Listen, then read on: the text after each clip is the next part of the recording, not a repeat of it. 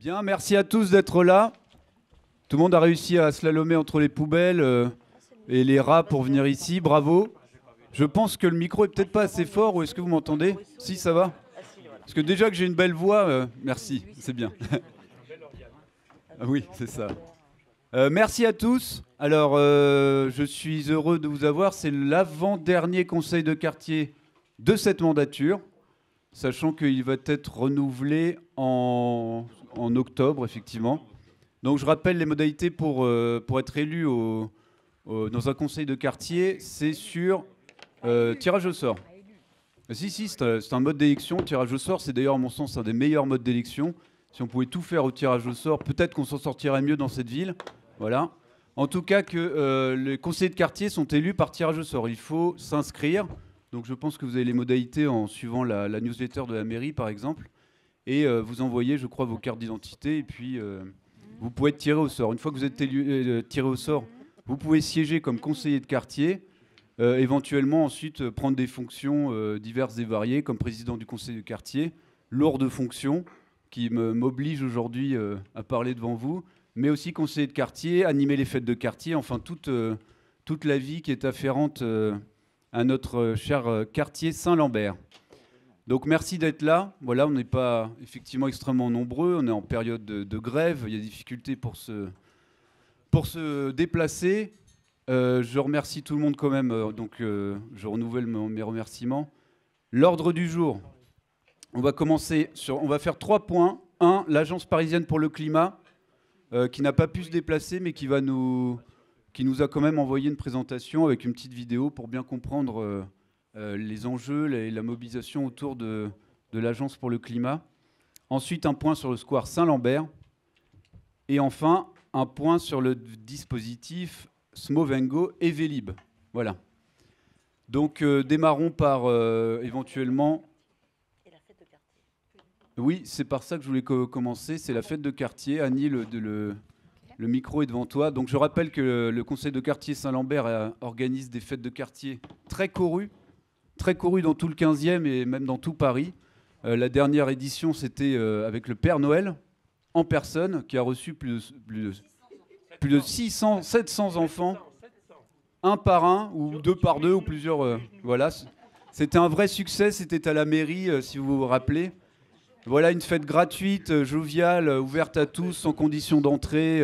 Donc c'était vraiment une vraie réussite. Je rappelle aussi une édition où on avait fait la guinguette dans le square Saint-Lambert, sujet qui va nous préoccuper tout à l'heure. Et prochaine édition, Annie Poupon, ici présente, qui organise toutes ces éditions d'une main de velours. Voilà. Annie... c'est joliment dit, hein. Merci Vivien. Donc voilà, je voulais simplement vous annoncer donc la date de la prochaine fête de quartier qui se déroulera le vendredi 30 juin. Cette année, on va un peu innover, c'est-à-dire que la fête aura lieu en soirée. Voilà, on aimerait bien démarrer vers 18h pour avoir un public un petit peu différent des autres fois, toujours familial évidemment. Et puis, je ne vais pas dévoiler le thème puisque je vous réserve les surprises.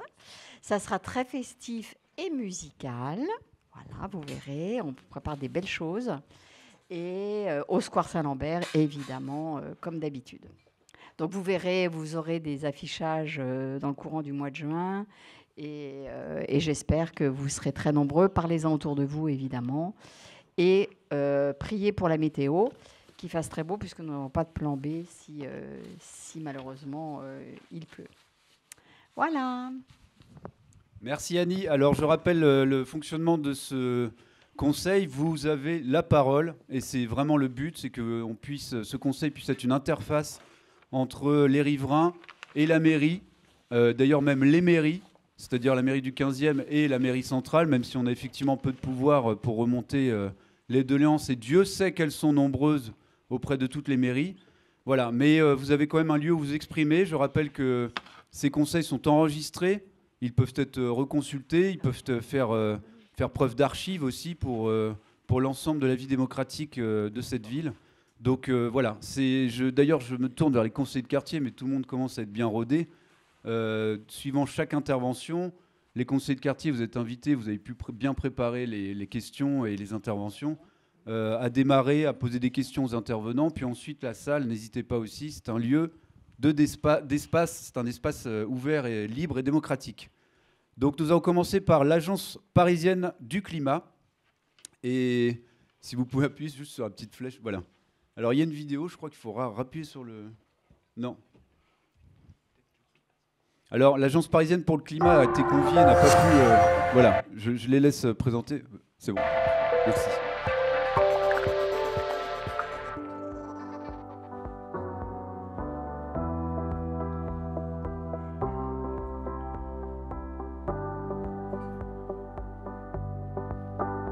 Les résidents font état et signalent, avec plaisir d'ailleurs, qu'ils ont été obligés de fermer leur radiateur. Quand on rentre dans ces appartements, il fait très bon, ce qui n'était pas le cas avant. Lorsque vous mettez la main sur une façade qui n'a pas eu déjà son isolation de fait, le mur est très froid. Et donc là, on voit vraiment la différence.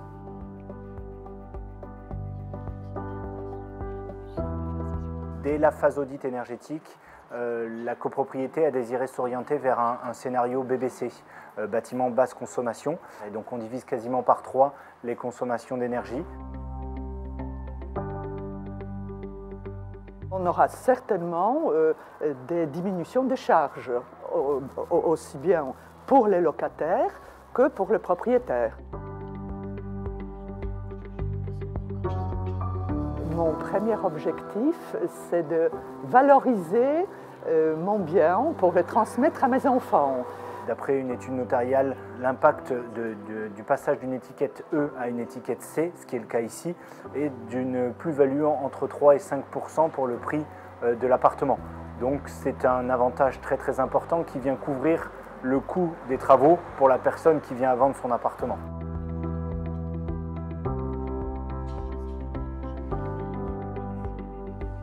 À l'Agence parisienne du climat, il y a un point infoservice qui a pour mission de répondre aux demandes des particuliers. Toutes les questions sur les aides financières, sur la démarche à mener pour réussir un projet de rénovation énergétique, mais aussi sur tout ce qui est réglementation ou obligation qui touche à la copropriété. La copropriété a vraiment un conseiller référent à sa copropriété. C'est un accompagnement neutre, gratuit, indépendant. On invite la copropriété à s'inscrire sur le coach copro. Et c'est vraiment le guichet unique de la rénovation énergétique où la copropriété s'inscrit. Elle a un accompagnement par les 3 étapes de la rénovation énergétique, donc la préparation du projet avec l'audit énergétique. Ensuite, il y a la consolidation du programme de travaux et enfin, on termine sur le suivi des travaux.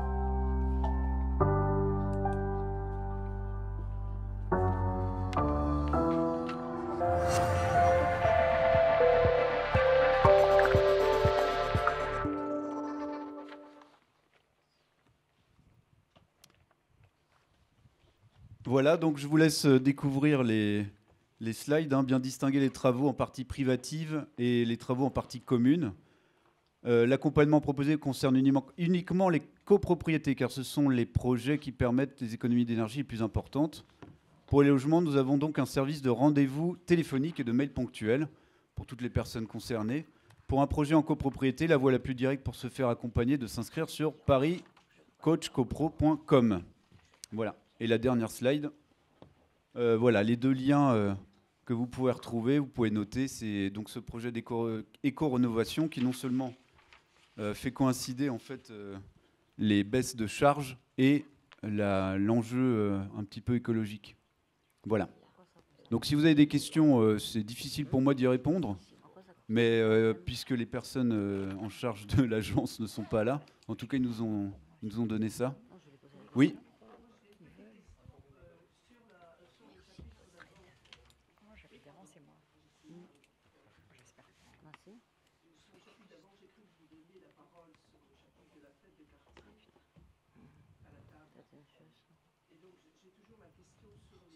Les projets sur lesquels le conseil de quartier s'engage, est-ce qu'il pourrait y avoir à chaque fois une petite fiche disant combien des crédits des conseils de quartier sont dépensés sur la fête, qu'est-ce qui reste, où on en est?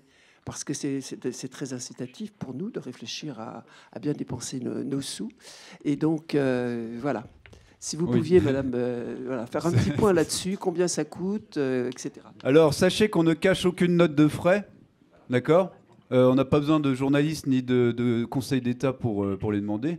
C'est public, c'est vraiment petit, c'est ouvert à tous. Annie, si tu les as en tête. Donc, alors, si tu dis qu'il n'y a pas de note de frais, ben oui, parce qu'on n'a pas de note de frais déjà.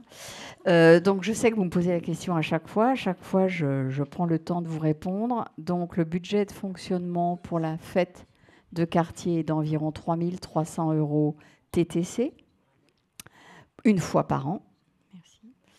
Et il est globalement atteint à chaque fête de quartier. Bien sûr, je ne dépense jamais le budget accordé. Et environ, nous sommes à 3 000 € pardon, pour une fête de quartier. Alors, notre principe pour chaque fête de quartier, et ça, moi, ça fait 9 ans maintenant que je suis au conseil de quartier, et ça, j'y tiens énormément. À chaque fois, nous offrons les cadeaux, les ateliers. Pour moi, c'est vraiment indispensable et incontournable. Les habitants qui viennent participer à notre fête de quartier ne payent rien. Ça fait partie, et je pense que le maire a ça aussi en tête. Chaque conseil de quartier propose sa fête de quartier. C'est aussi pour valoriser le conseil de quartier, valoriser aussi la mairie. Ça serait impensable de faire payer une glace ou un pot de pop-corn ou je ne sais quoi. Effectivement, voilà. Le principe est que tout est gratuit. On ne peut rien faire payer aux riverains puisqu'ils payent déjà de manière détournée. Voilà. Donc, c'est pas comme le ramassage des poubelles, par exemple, 630 millions d'euros qu'on paye, mais on n'a pas de résultat. Voilà, on n'a pas la prestation qui va avec. En tout cas, vous avez eu la prestation puisque c'était ouvert à tout le monde. Je vais passer donc sur le point qui nous importe, j'allais dire, principalement pour ce conseil de quartier. C'est un point sur le square Saint-Lambert, notre joyau, notre pépite, qui est au cœur de notre quartier et qui d'ailleurs porte le nom de notre quartier, ou notre quartier le nom du square, je ne sais pas. C'est le square Saint-Lambert. Alors nous recevons monsieur Fabien Berroir, chef de la division, monsieur Laurent Racap, adjoint au maire, chargé de la végétalisation, Racapé, pardon, et monsieur Florent Morisseau, du jardin partagé des Oursons, vous savez, le petit jardin qui est à l'entrée ouest, si j'ai bien ma boussole en tête. Voilà. Je ne sais pas si vous avez préparé du coup des petits points, des petites interventions. Oui. Fabien Berroir, oui. Bonjour à tous. Alors, j'ai pas préparé de PowerPoint. On peut l'éteindre du coup. Fermez-le. Comme ça, on sera tranquille. Ah d'accord, ok. On va le remettre, ça marche. Oui, donc j'ai pas préparé de PowerPoint parce que je pense que ça n'était pas forcément nécessaire à ce stade de la rénovation du square. Depuis l'arrivée du nouveau chef horticole en 2017, il y a un certain nombre de projets qui ont déjà été menés et aboutis sur le square. Tout d'abord, pour rester un peu dans le premier thème de ce conseil de quartier, il y a eu la mise aux normes de l'éclairage public. Auparavant, c'était des boules givrées qui étaient très dépensières en énergie et qui en plus éclairait énormément le ciel, donc nuisait à la biodiversité nocturne. Donc maintenant, on est sur des consommations énergétiques beaucoup plus faibles et un éclairage qui est exclusivement dirigé vers le bas, donc vers les cheminements. Ensuite, on a rénové l'ensemble du secteur central, à savoir les grandes pelouses, qui ont été redimensionnés pour leur redonner leur taille d'origine. Effectivement, au fil du temps et au fil de la pousse de l'herbe et de la mort des herbes, les terrains ont tendance à gagner de l'espace sur les allées. Donc on a redimensionné tout ça pour que les allées correspondent à ce qui était fait à l'origine. Pour essayer de limiter dans le futur ce phénomène naturel d'extension des pelouses, on a installé des lisses métalliques qui retiennent les terres et contiennent du coup les pelouses dans leur géométrie actuelle. On a également rénové les allées qui bordent ces grandes pelouses. Elles ont également, et je pense que vous vous en êtes tous rendu compte parce que ça a nui à l'usage du square pendant les 2 dernières années, elles ont été entièrement rénovées pour pouvoir accueillir le nombreux public qui fréquente le square l'été et le printemps. Le réseau d'arrosage automatique a également été rénové pour pouvoir permettre à ces pelouses de perdurer dans le temps. On a également réaménagé tout un tas de massifs tout au long du square. Donc je ne vous ai pas fait le listing précis, mais il y a eu beaucoup de nouveaux végétaux de plantés tout autour de ces pelouses centrales. Beaucoup de massifs qui ont également, et d'arbres qui ont été plantés sur l'ensemble du square, donc sur les 5-6 dernières années. L'aire de jeu du manège, alors on a fait relativement peu de rénovation pour l'instant sur les aires de jeu parce qu'elles sont finalement relativement récentes, mais il y a quand même eu un réaménagement de l'aire de jeu qui se trouve juste à côté du jardin partagé, avec l'implantation de nouveaux jeux et donc une augmentation de l'offre ludique pour les plus jeunes d'entre nous. On a également créé donc le jardin partagé en 2018, 2019, je ne sais plus. On vous en dira plus tout à l'heure. Avant le Covid. Avant le Covid, c'est sûr, mais je ne sais plus si c'est 2018 ou 2019. Peut-être à cheval sur les deux. Et on a plus récemment, en début d'année, rénové l'allée qui part de l'angle des rues Formigé et Renaudot pour mener justement à l'autre aire de jeu du square. Donc voilà pour ce qui a été fait sur ces dernières années, donc quand même pas mal de choses. Il en reste évidemment énormément à faire. Un certain nombre d'interventions sont d'ores et déjà programmées, notamment la réparation de la dalle de l'auditorium qui s'est effondrée l'an passé et pour laquelle les travaux de consolidation sont actuellement en cours. Et normalement, ces travaux devraient se terminer d'ici la fin de l'été. Autre projet en cours, la rénovation du jet de la fontaine Saint-Lambert. Donc la fontaine a été à l'arrêt depuis l'an dernier parce qu'il y a eu pas mal de soucis avec la pompe. Le temps de monter le projet avec l'entreprise, ça a pris un petit peu de temps et ça n'a pas pu fonctionner l'an passé. Ça va être le cas cette année. Là, la commande a été passée à l'entreprise et les travaux doivent intervenir d'ici la fin du printemps. Donc voilà pour ce qui est actuellement programmé. Nous travaillons désormais à un programme de rénovation plus global, avec notamment le budget participatif qui a été voté lors de la dernière édition. Alors on va s'atteler à déjà améliorer, c'est un des gros points du budget participatif, améliorer le kiosque et ses abords. Donc ça se fera dans un deuxième temps. Pour l'instant, dans un premier temps, les travaux sur ce bâtiment vont être la consolidation de la dalle pour que l'auditorium puisse être réutilisé, de nouveau réutilisé comme il l'était auparavant. Mais on va également améliorer donc le kiosque avec une rénovation de la scène, une rénovation du kiosque, un programme qui reste encore à élaborer. On rénovera également les abords, à la fois probablement l'éclairage public, mais également les sols qui en ont bien besoin. Il y a également le projet de remettre en peinture l'ensemble du mobilier du parc. Il y a déjà parce que ça va permettre de protéger tout ce mobilier et puis ça redonnera un coup de propre aux grilles, aux grillettes qui sont vétustes, aux candélabres également qui nécessitent d'être peints. Et puis il y a pas mal de travaux sur l'ensemble des sols du square qui sont jonchés de nids de poules et qui nécessitent d'être là encore repris. Les toilettes sont également à l'arrêt depuis trop longtemps.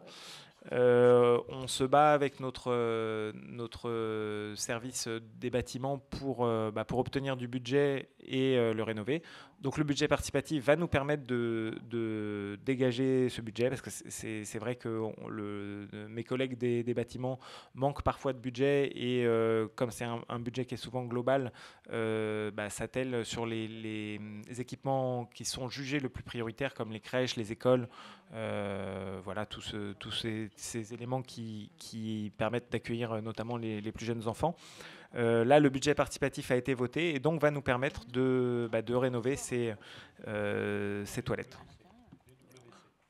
Je trouve un petit peu anormal que ce soit le budget participatif qui qui participent à la rénovation des WC qui devrait être faite par la ville de Paris sans qu'on participe, nous, avec notre budget. C'est absolument anormal que l'on paye de notre personne avec notre budget participatif pour réparer des WC. C'est vraiment scandaleux.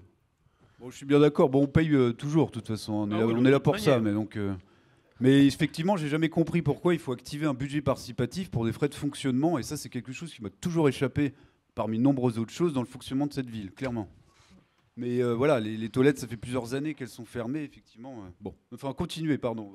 Non, il n'y a pas de souci. On arrive quasiment à la fin de ce programme de rénovation. Je vous répondrai après sur les toilettes et sur l'usage du budget participatif. Donc, le dernier gros point qui reste à améliorer, c'est la mise en place d'abri-bacs. Ça a été déployé dans quasiment tout le 15e. Donc, les abri-bacs sont les équipements qui permettent d'accueillir les réceptacles de propreté, les conteneurs. Le square Saint-Lambert est classé et donc nécessite de faire des déclarations préalables pour mettre en place ces équipements. La déclaration est en cours et donc on va pouvoir ensuite déployer ces abri-bacs qui permettent notamment de lutter contre la prolifération des rats. Quant au budget participatif sur les toilettes, le budget participatif reste un budget municipal, alors partagé entre la mairie du 15 et la ville de Paris, mais c'est une part du budget d'investissement de la ville qui est dédié au vote des Parisiens. Donc le fait que ça a été voté par vous sur ce projet, ça montre que c'est quelque chose d'important et qu'il faut le prioriser. Donc finalement, c'est... Pour les gens qui font de la marche nordique et qui ne savent pas où aller faire leurs petits besoins lorsqu'ils ont besoin de faire une pause. Bien sûr, mais du coup c'est le fait que ce budget ait été voté montre l'expression de votre volonté et donc voilà, on va pouvoir y répondre. Alors après, juger ce qui est prioritaire ou ne l'est pas, c'est pas à mon niveau que ça se passe. Vous êtes pardonné, Fabien, vous êtes pardonné. Merci. Il y a les toilettes à l'extérieur, mais à l'intérieur. C'est pas loin. Non, dans le gazon. Non, mais même à l'extérieur, il n'y a qu'une sanisette, il pourrait y en avoir une de l'autre côté du square. Ce ne serait pas excessif. Bien, je vous propose d'essayer de coordonner nos questions. Et oui, Fabien. Non, j'ai rien d'autre à dire. C'est juste pour alerter sur le fait que je pense qu'il faut taper un code pour rallumer l'ordinateur. Tony, à l'aide. Ouais. Peut-être du coup Florent sur le jardin des oursons. Comme ça, chaque acteur du... Attends, on va poser des questions après. Bon, on pose des questions. Ouais, on va. Comme ça, tout le monde présente et puis après, on pourra. Prenez note de toutes vos questions sur les rats, les poubelles, etc. Il y a de quoi faire. Effectivement, Florent, donc le jardin partagé des oursons, c'est effectivement le petit jardin qui a une statue d'ourson. Le jardin partagé qui est à l'entrée. Je pense que tout le monde resitue bien le lieu. Effectivement, quelques questions aussi sur ce jardin.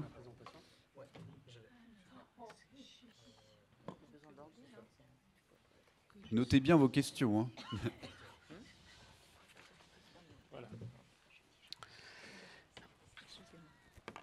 Bonsoir.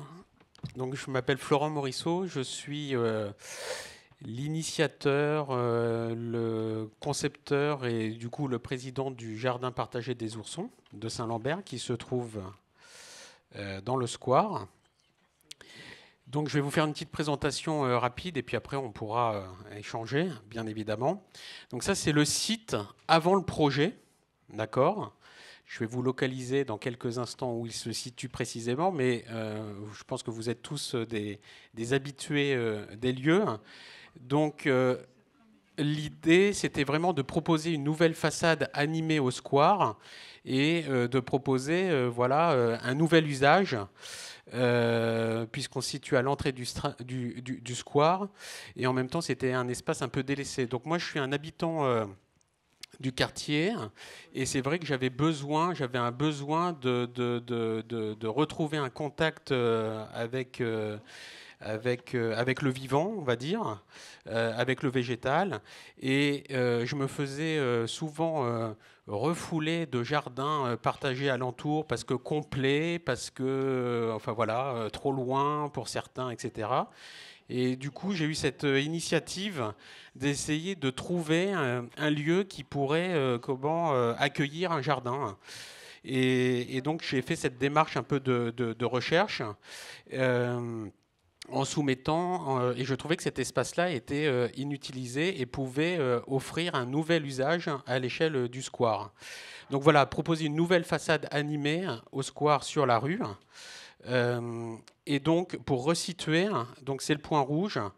Vous avez, c'est côté rue du docteur Jacques Maire Clémenceau. Il y a une entrée au niveau du prolongement de la rue Léon Séché, pour resituer. Et on est à peu près sur une surface de 250 mètres carrés, avec un terrain qui est légèrement en pente, comme vous avez vu, et à proximité du local technique des jardiniers de la DEV. Et de l'autre côté, il y a le manège.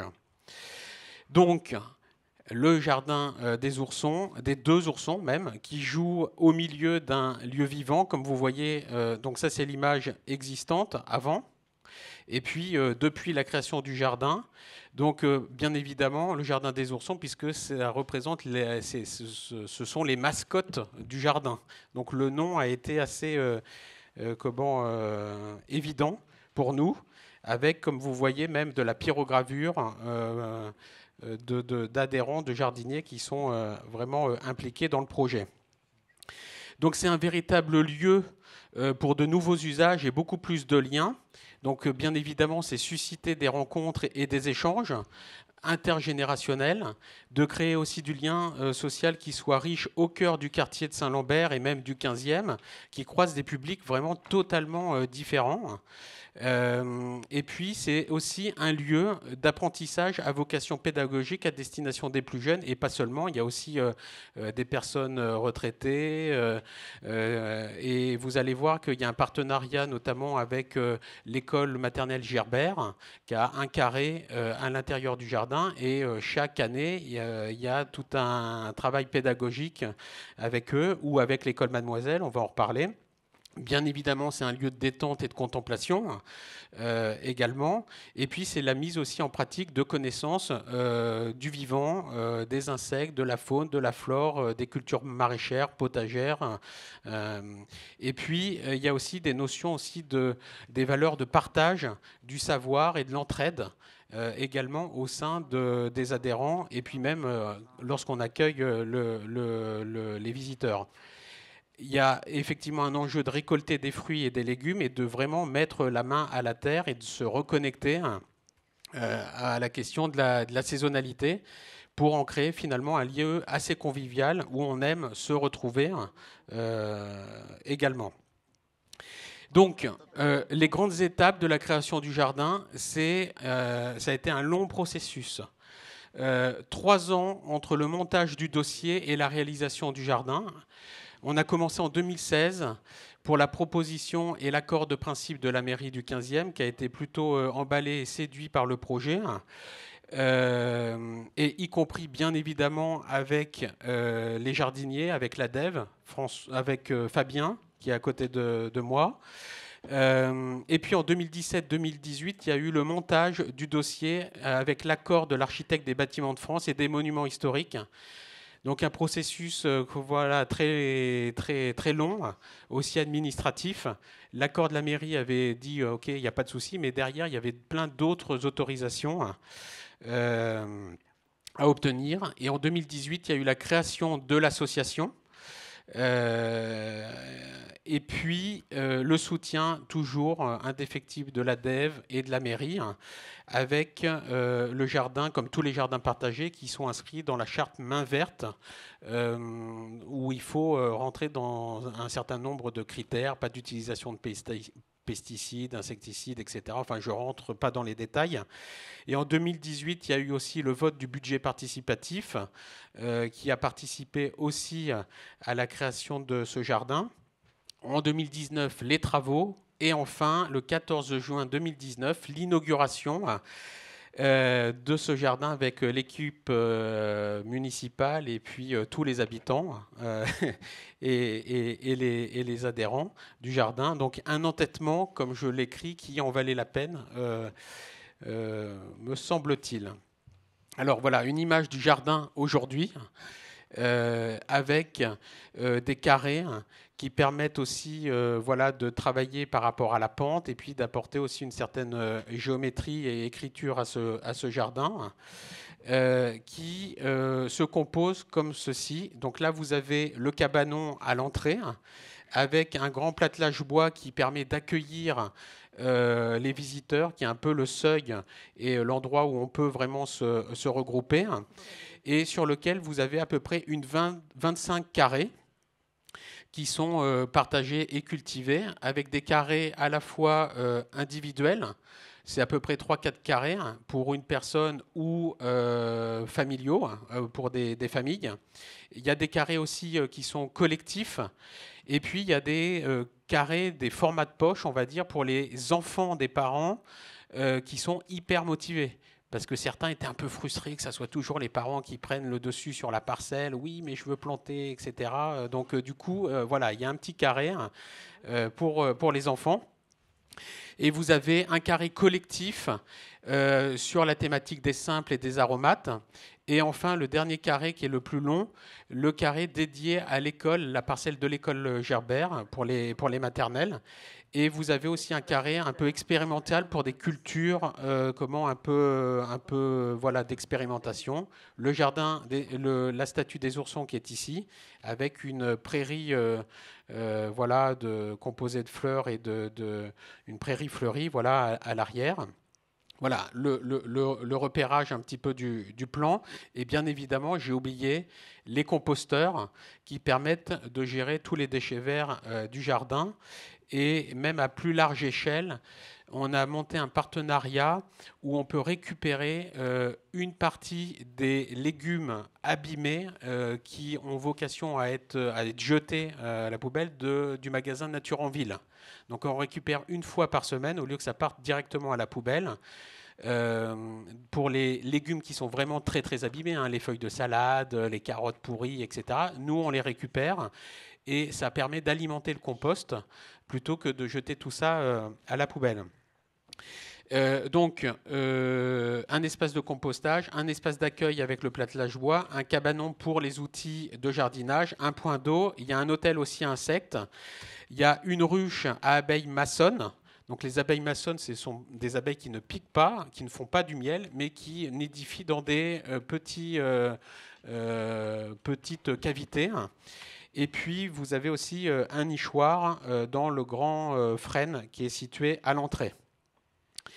Donc, une vue panoramique d'un jardin qui est dense, mais qui est très organisé, hein, comme vous avez pu le voir, avec 25 carrés qui sont jardinés. Donc là, on retrouve le cabanon avec l'espace d'accueil, le point d'eau, le carré expérimental et collectif, les mini-carrés pour les jardiniers, les enfants jardiniers, la parcelle Gerbert sur le fond, et puis les carrés après individuels ou collectifs. C'est un espace donc pour les enfants de l'école Gerbert et pour tous les autres, vous voyez, avec notamment les affiches de la classe de CM2 ou de CE2, j'ai oublié, de l'école Mademoiselle, de cette école-là, élémentaire, qui a d'ailleurs plus largement édité, vous les avez peut-être vues, des affiches sur le vivant, sur le compostage, etc., à l'échelle du Square Saint-Lambert, mais aussi particulièrement dans le jardin partagé. Il y a également voilà, des chasses aux œufs de Pâques avec des animations, etc. Un jardin qui est ouvert à tous, donc au minimum 2 demi-journées par semaine, d'avril à octobre, et aussi plus largement quand il y a un adhérent qui est présent, et également lors d'ateliers pour la fête des jardins et du printemps. Donc l'accès du jardin est malheureusement limité à la présence quand il y a un adhérent, puisqu'il y a eu diverses incivilités de vol, de dégradation. Et c'est vrai que c'est assez frustrant pour les enfants qui s'acharnent à planter une graine, de la voir pousser, et que ça soit vraiment saccagé. Donc maintenant, il y a la présence d'un adhérent pour pouvoir visiter le jardin. Les adhérents sont libres de venir quand ils veulent, autant de fois qu'ils le souhaitent, aux ouvertures, bien évidemment, du square, aux heures d'ouverture du square. Et ils doivent s'assurer que chaque permanence dans l'année, ils doivent assurer des permanences, bien évidemment, animer des ateliers et de s'occuper aussi du rôle de partenariat avec Nature en Ville pour amender et récupérer, pour amender le compost. Voilà.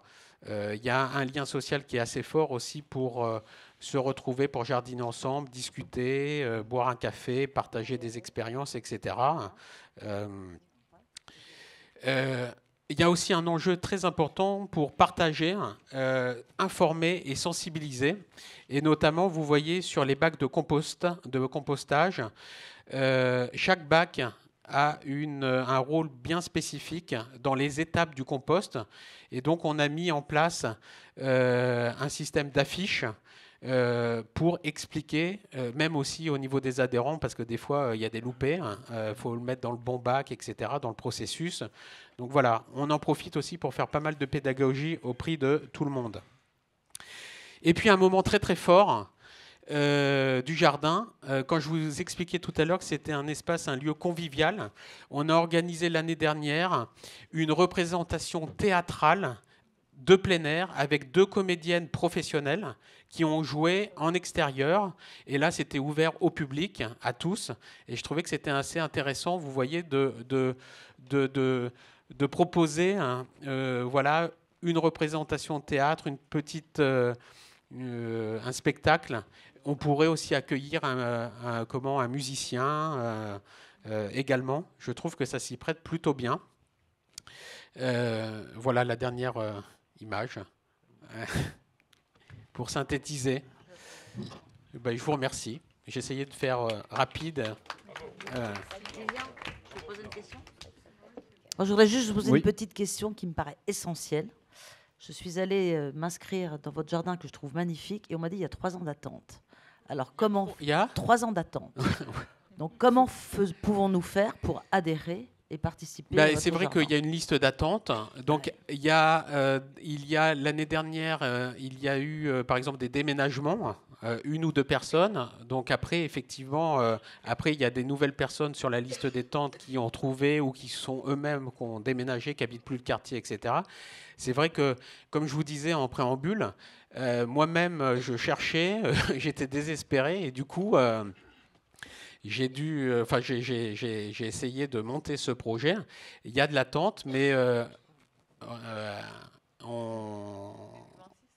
voilà, c'est le problème. Alors le jardin, excusez-moi, juste pas de souci, on n'est pas tout seul, donc effectivement, il y a un trésorier, il y a des adhérents, secrétaires, etc. pour monter tout ça, pour animer l'ensemble. Et les gens restent, il y a les fidèles, même dans la création du jardin, il y a les fidèles, le noyau dur, 3, 4, 5 personnes, et puis qui s'est élargi au moment où le jardin s'est créé. Mais en général, les gens restent longtemps, quoi. C'est vrai qu'il y a des personnes qui restent 1 année. Après, il y a aussi pas mal de personnes qui nous disent ouais, on est super motivés, on est là, et puis finalement en fait qui viennent une fois l'an parce qu'ils s'aperçoivent que ils n'arrivent pas à consacrer plus de temps, etc. Donc là effectivement voilà, on discute pour qu'il y ait un renouvellement et pour laisser place à des nouvelles personnes qui vont être plus présents. Mais c'est voilà, donc faut retenter sa chance, faut venir nous voir, etc. Mais c'est vrai qu'il y a pas mal de demandes et souvent aussi je renvoyais les personnes quand c'était complet, pour essayer par exemple, de jardiner à un moment donné. Il y avait la rue Léon Séché avec les pieds d'arbres, les jardiniers, les jardinières, les bacs. Et en fait, à la base, c'était collectif. Et puis finalement, c'est revenu chez vous, là. Mais en fait, voilà, il y avait aussi des opportunités à côté, proches, pour avoir une autre forme d'investissement par rapport à ça. Et donc, il devrait y avoir une limite de temps, je trouve, pour que tout le monde puisse, voilà, une limite de temps, par exemple. 1 an, 2 ans. Et après, d'autres personnes, sauf l'école, mais pour les personnes. Bah après, chaque... 2 ans, il y a 15 ans, quoi. Ouais. Après, voilà, chaque association, chaque jardin fonctionne peut-être différemment. Faudrait, voilà, je note en tous les cas. Parce que là, par exemple, c'est les jours de visite. Quand moi, j'ai déjà voulu avec une amie et ses enfants visiter, on n'a pas pu. Pourtant, il y avait des gens dedans. Donc, vous n'avez pas pu visiter alors qu'il y avait des gens en été, oui. Ça m'étonne. Et ils ont dit non, c'est privé. Non, mais là, je veux dire, j'aimerais bien savoir. Enfin, moi, je peux vous dire, en tous les cas, c'est un espace qui est public, et ce n'est pas du tout privé. Peut-être que, je dis, la barrière est tout le temps ouverte, le petit portillon. C'était ouvert. Voilà, c'était ouvert. Alors, attendez, en tous les cas, les règles qui sont données de ma part, ouverture à tout le monde quand vous avez un adhérent. Il est vrai que peut-être il y a 1 ou 2 personnes qui ont pu fermer parce qu'ils avaient des enfants en bas âge, qui avaient 2 ans donc, et qui avaient tendance à quitter voilà, le jardin. Après, je ne sais pas, je n'étais pas là, mais en tous les cas, donc, je vais veiller très concrètement à redonner les consignes, en tous les cas, à faire passer le message. Mais bien évidemment, quand on est là, c'est un lieu qui est ouvert à tous, quoi. Voilà. Donc je ferai passer le public, je veux dire. Partager, tout à fait. Oui, Florent, merci en tout cas. Je pense que personne ici ne remet en doute effectivement la pertinence et l'intérêt de ce jardin, franchement, d'autant plus que votre présentation, et merci pour votre présentation, montre bien que entre l'étal vert et puis ce qu'il y a maintenant, c'est beaucoup plus riche, effectivement. Maintenant, après, effectivement, on vous a convoqué ici aussi pour vous faire part de caractères un petit peu déceptifs, parce que nous aussi, on est des éponges un petit peu vis-à-vis des riverains. Donc moi, je reçois beaucoup de sollicitations sur ce qui se passe. Effectivement, donc ce qui a pu être échangé, moi, souvent, on me le dit souvent, effectivement, c'est-à-dire cette frustration qui fait que le jardin a l'air aujourd'hui d'être, et c'est pour ça qu'on vous convoque, pour que vous puissiez peut-être faire un espace semi-privatif, vous voyez. Oui, il y en a beaucoup qui me font remonter qu'effectivement, il y a des adhérents à l'intérieur, portail fermé, avec ou non petits-enfants. On se retrouve souvent, effectivement, par exemple, dans les jeux à côté, et voir des gens qui prennent l'apéro sur une petite table, vous voyez, tranquillement, portail fermé. Ça, on me le fait quasiment toutes les semaines. On me fait remonter ça. Donc voilà, il y a une petite frustration à ce niveau, et on a l'impression, enfin les riverains ont l'impression en tout cas que le jardin se ferme ses portes. D'autant plus que, si vous pouviez repasser sur la slide 11, j'ai pas envie de vous... C'est juste pour faire... voilà. Alors, le jardin est ouvert à tous, au minimum 2 journées par semaine, et 2 demi-journées par semaine, etc., dès qu'un adhérent est présent.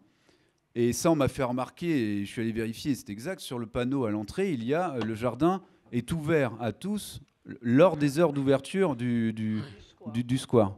Donc en fait, c'est contradictoire avec ce qu'il y a sur le panneau devant. Voilà, c'est juste ces 2 éléments. Encore une fois, on vous le fait en toute, mais tout à fait, bonne foi, c'est juste vous faire remonter les informations. Il n'y a pas de souci. En fait, dans le cadre justement de la charte main verte, on doit l'ouverture au jardin de demi-journées. D'accord ? En fait, en réalité, il est ouvert beaucoup plus parce qu'il y a même des personnes retraitées ou d'autres gens qui travaillent le week-end et qui viennent en fait le mardi après-midi, alors que voilà, et donc il ouvre beaucoup plus largement. Après, il doit pas être ouvert tout le temps par rapport à la question justement des dégradations qu'on a très régulièrement, quoi.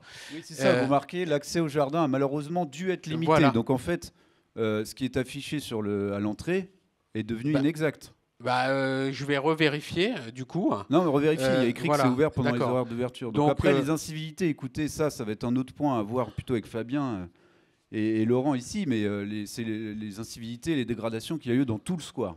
Ça, c'est clair. Il va falloir qu'on aborde aussi ce sujet d'ailleurs. Mais alors, je comprends que votre jardin, le jardin, soit une cible, effectivement. Malgré tout, j'espère quand même compter sur la bienséance et la bienveillance quand même des gens, des riverains. Je pense qu'on évite que les gens fassent des dégradations. Il y a quand même toujours du monde dans ce jardin, et puis ce jardin est surveillé. Pas la nuit. Voilà.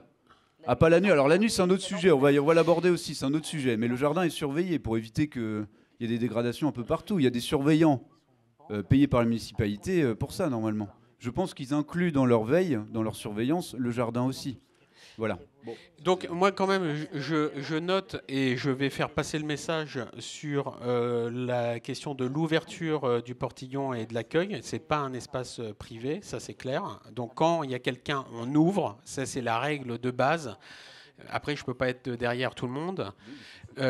Deuxièmement, un point important, là effectivement.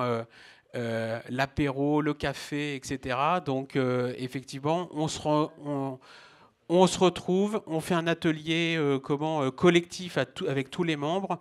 Effectivement, à la fin, on prend un petit 4 heures, on prend un petit apéro. Enfin, c'est juste la question de bon sens et de convivialité, comme n'importe quelle association fait. Et troisièmement, un point important, effectivement, j'entends totalement toutes ces critiques et on va s'améliorer. Et c'est très très important que vous ayez ces remontées-là pour justement faire évoluer les choses. Au contraire. Après, aussi, il y a énormément de personnes qu'on croise et qui ne remontent pas forcément les informations, mais qui sont aussi super contents et qui viennent nous voir très très régulièrement. Voilà, aussi, il y a les deux. Allez-y, madame, et ensuite devant, voilà.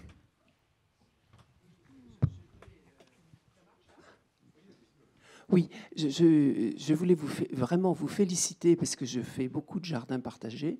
J'en ai visité beaucoup, Clos Fauquières, Baruel. Et pour moi, vous avez réussi quelque chose d'extraordinaire en étant extrêmement exigeant. Parce qu'étant moi jardinière aussi, je sais qu'en jardinier, on garde toujours un petit pot et machin. Vous faites que ce soit quasiment Versailles. Il n'y a rien qui traîne. Et alors, je vous remercie pour ça parce que ça donne à l'ensemble un très grand charme et un très grand intérêt. J'ai pu rentrer, moi, sans aucune difficulté dans votre jardin, d'autant plus que comme je suis de très près ce que fait l'école Gerbert, puisque je fais partie du conseil d'école, je peux vous dire que ce que vous faites avec l'école Gerbert, c'est tout à fait remarquable, parce que les institutrices, vous imaginez bien, n'ont pas le temps de préparer. Je sais que vous leur donnez du super coup de main, et que quand après vous voyez des classes, des tout petits qui viennent et qui sont là à accueillir avec leurs petits doigts des haricots, des choses comme ça, ils sont étonnés, c'est merveilleux. Et donc là, l'aide que vous faites, que vous procurez, que vous apportez aux institutrices de l'école Gerbert, elle est extrêmement appréciée, parce qu'elles n'ont pas le temps de venir biner, vous savez, tout ce qu'il faut faire. Parce qu'un jardinier, et ça c'est la question qui a été posée des parcelles en friche, allez voir le jardin partagé du Clos Fauquières. Quand l'école Gerbert était là-bas, elle était quasiment la seule à venir faire trois petites choses. Le Clos Fauquières était désert. Enfin, bon. Alors, si vous pouviez faire remonter à l'association des présidents de jardins partagés, je ne sais pas si ça existe, mais dites bien qu'il faut qu'il y ait cette rigueur. Et bravo pour cette rigueur. Allez voir Baruel, pour ceux qui se promènent. Allez voir le jardin Baruel. C'est très sympa. J'ai pris des pots là-bas avec des amis qui ont des parcelles. Mais alors, quel désordre, c'est pas possible, c'est pas reposant du tout pour l'œil. Vous avez réussi le pari. Et pourtant, au début, j'étais parmi ceux qui auraient voté plutôt contre au nom des oursons. Très bien. Voilà. Madame ? Oui, d'après ce que j'ai compris, vous ne voulez pas limiter la présence des personnes, de ceux qui jardinent, dans le temps. C'est-à-dire, ils sont là, ils peuvent rester 10 ans, 20 ans, autant qu'ils veulent, quoi. Je ne sais pas. La question, on n'avait pas du tout pensé à ça dans le règlement, dans les statuts. J'intègre ça et puis on va voir. C'est pour donner à plus d'habitants. Le 15e est très peuplé et donc chaque habitant qui pourrait, enfin pas chaque habitant, mais ceux qui le souhaitent, qui pourraient en profiter tous les 5 ans ou je sais pas quoi. Alors. C'est noté. S'il y a d'autres questions sur les jardins, il y aura d'autres. Il y a des sujets un peu plus généraux aussi sur le. On profite de Fabien et Laurent Allô aussi pour des sujets plus généraux sur le square. Oui, est-ce Oui. qu'on pourrait imaginer d'en créer un second dans le parc? Florent, qu'est-ce que vous en dites? Est-ce qu'il y a moyen d'en faire un second dans le parc? D'en faire un second. Ah ben moi j'ai plein d'idées. Hein. Et est-ce qu'on ne pourrait pas demander aux adhérents de s'engager à respecter une forme de planning pour qu'il y ait une présence un peu plus intense? Bah exactement, c'est un des objectifs qu'on est en train d'essayer de mettre en place pour que ça tourne plus, tout à fait. Ouais. Je prends la parole. Laurent. Juste, l'idée est très bonne d'en créer un second dans le parc. Néanmoins, il y a un problème de place. On est quand même à Paris. C'est vrai que c'est pas forcément évident. À titre d'exemple, on a des personnes qui trouvent qu'il y a parfois trop de fleurs et pas assez de pelouse. Donc si on commence à trop de pelouse, pas assez de fleurs, on manque d'espace. Donc dans le square, d'un point de vue technique, j'écouterai la réponse de Fabien Berroir. Sur le principe, oui. Dans les faits, ça me semble compliqué dans ce square. Essayer de trouver un autre endroit à proximité, dans le quartier, peut-être.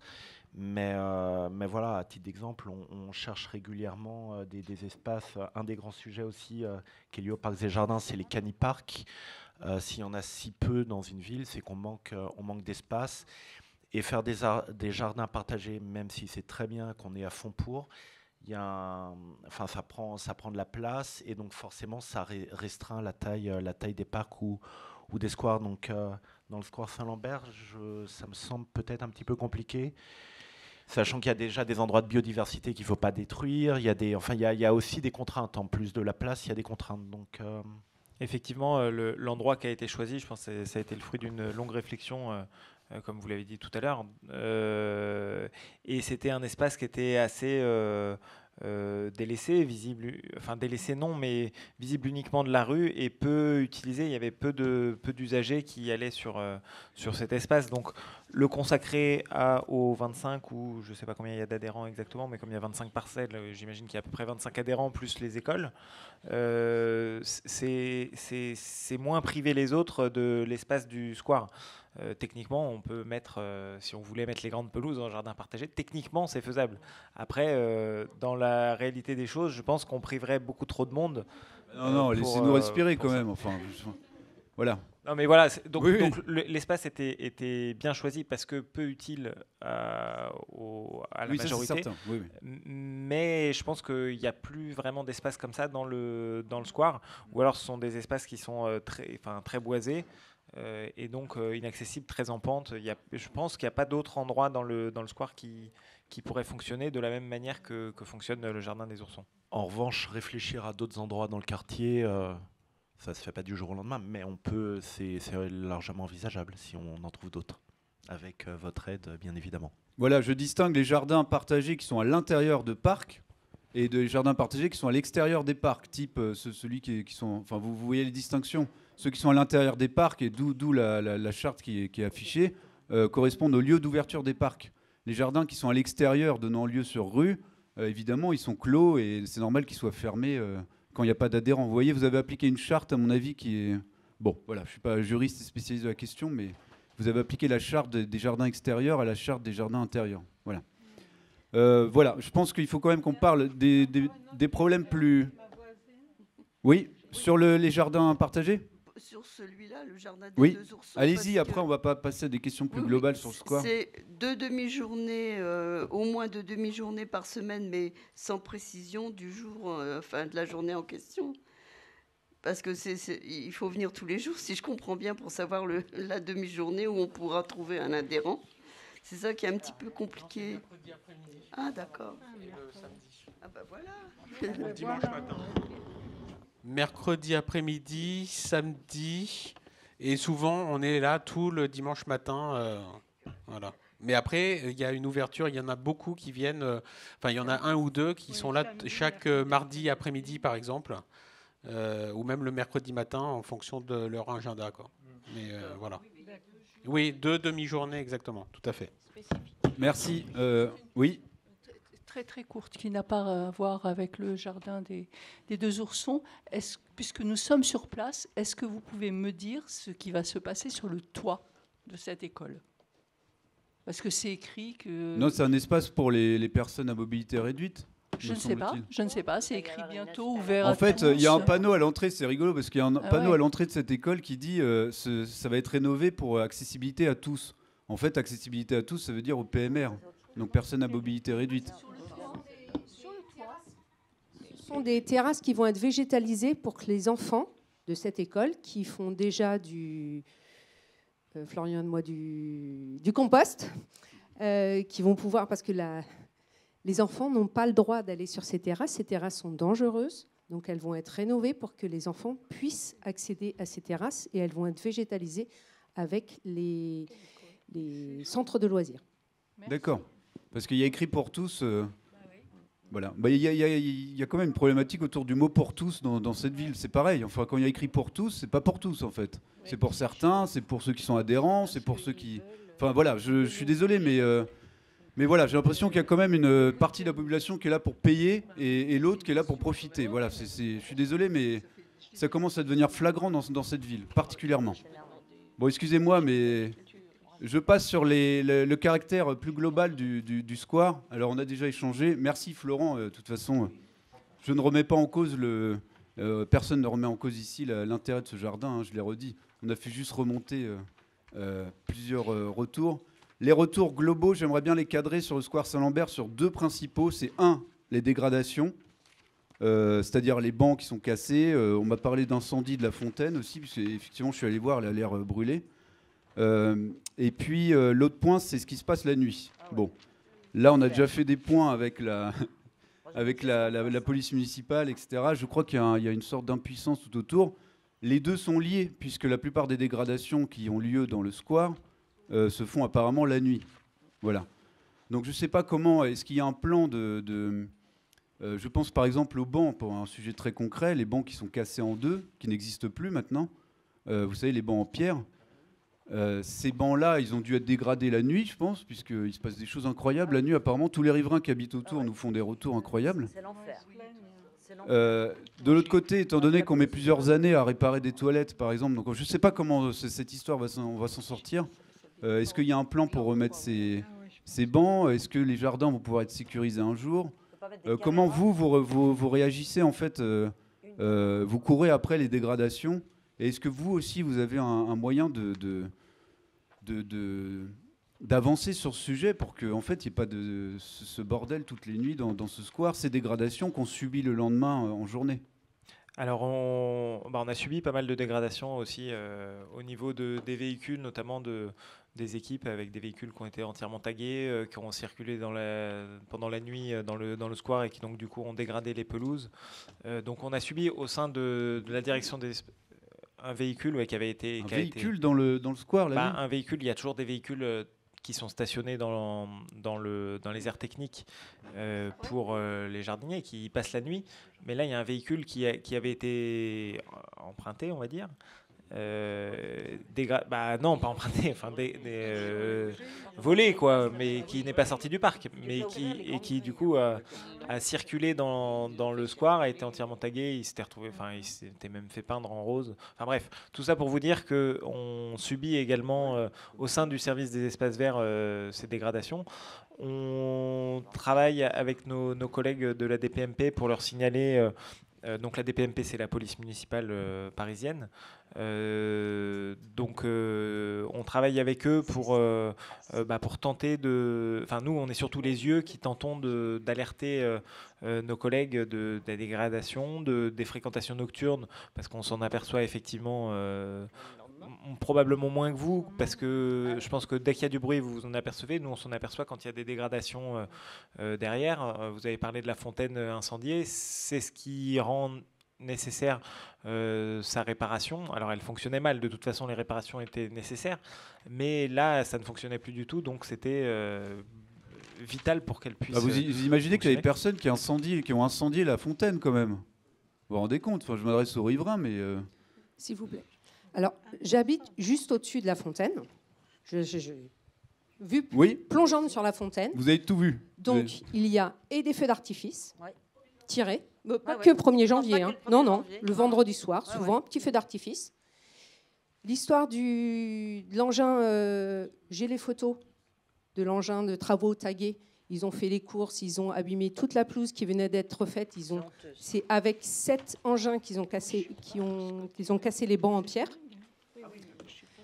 Donc nous dormons très souvent la fenêtre ouverte. Donc nous appelons très souvent le commissariat, qui met évidemment du temps à venir parce qu'ils ont autre chose à faire que de venir dans le square Saint-Lambert. Et quand c'est la police municipale qui vient, donc ils rentrent côté Camissé avec la voiture, tout feu allumé. Vous pensez bien que les petits malins qui sont dans le square, quand ils voient la voiture arriver, ils se sauvent, ils se cachent dans la rue Théophraste Renaudot, la voiture fait son petit tour et ils reviennent. Nous, on se fait menacer quand on leur demande d'éteindre leur musique. Menacer, hein. Ah oui, vous habitez là, ok, moi je vais venir tous les soirs. Moi j'ai 2 filles, je vous dis que je ne suis pas très sereine quand je leur demande d'arrêter la musique à 2h du matin. Et on subit ça tout le temps. Hier soir, il y avait du monde. Donc c'est pas que l'été, c'est automne, été, hiver, printemps. Tout le temps, tout le temps, tout le temps. Les SDF, ils dorment la nuit, on les voit passer le grillage. Très bien, les SDF, je m'en fiche, ils ne font pas de bruit, eux. On les voit sauter et ils vont après, là où il y a les tables de ping-pong. Mais cette dame a entièrement raison, moi j'habite juste au-dessus et c'est un enfer, un enfer. On vit tous sur la rue Théophraste Renaudot, un enfer. Alors essayez de faire quelque chose, vous mettez des caméras, vous faites des rondes. Moi j'ai vu les flics tourner autour du square, ils font un tour et puis s'en vont. Voilà. Alors les autres pendant ce temps-là, et après ils reviennent, madame a raison. Difficile de rentrer. Jean-Paul, notre adjoint à la sécurité. Oui, alors effectivement, chaque mois, au commissariat de police, les délégués à la sécurité des 10 quartiers du 15e sont réunis. Et chaque mois, je remonte tout ce que vous venez de dire. Et malheureusement, donc, ce qu'on me répond, c'est que de faire immédiatement le 36-75, le 39-75, pour pouvoir évidemment joindre la police municipale qui doit intervenir. Malheureusement, ils se sentent aussi un petit peu découragés parce qu'ils passent, ils ne voient personne, là, ils reviennent après parce qu'ils sont cachés rue Théophraste Renaudot. Et malheureusement, on se sent vraiment impuissant et la police aussi se sent absolument impuissante parce qu'elle ne peut pas consacrer toutes ses forces rien que pour ce square. Il y a tellement d'autres problèmes qui se produisent dans le 15e et de plus en plus fréquemment maintenant au niveau des garages, des sous-sols, des machins, des agressions. Vous ne pouvez pas vous imaginer tout ce que j'entends tous les mois lorsqu'on est en réunion. Alors évidemment, c'est malheureux au niveau du square, mais ce n'est pas grand-chose par rapport à tout ce qui se passe de temps en temps et que vous ne connaissez peut-être pas. Je ne voulais pas créer d'inquiétude, mais toujours est-il, je remonte en permanence cette histoire de square. Évidemment, toutes ces dégradations ne peuvent malheureusement pas faire davantage. J'allais dire qu'on allait embaucher Jean-Paul pour faire veilleur de nuit, mais en fait, c'est une question très sérieuse que je vais soumettre effectivement à qui de droit. C'est est-ce que vous ne pourrez pas embaucher des vigiles de nuit? Voilà. Bah écoutez, les autres parcs, non, mais de manière générale, bon, je veux... Alors, ce parc, ce square a une réalité, c'est que les grilles sont bien plus basses que dans d'autres... prenez par exemple Brassens, à moins d'être un alpiniste confirmé, c'est quand même compliqué de rentrer à l'intérieur le soir. Là, c'est une réalité, quoi. On peut mettre une caméra, non?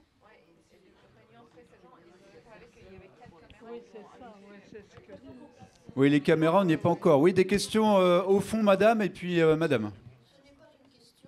C'est un constat depuis 30 ans.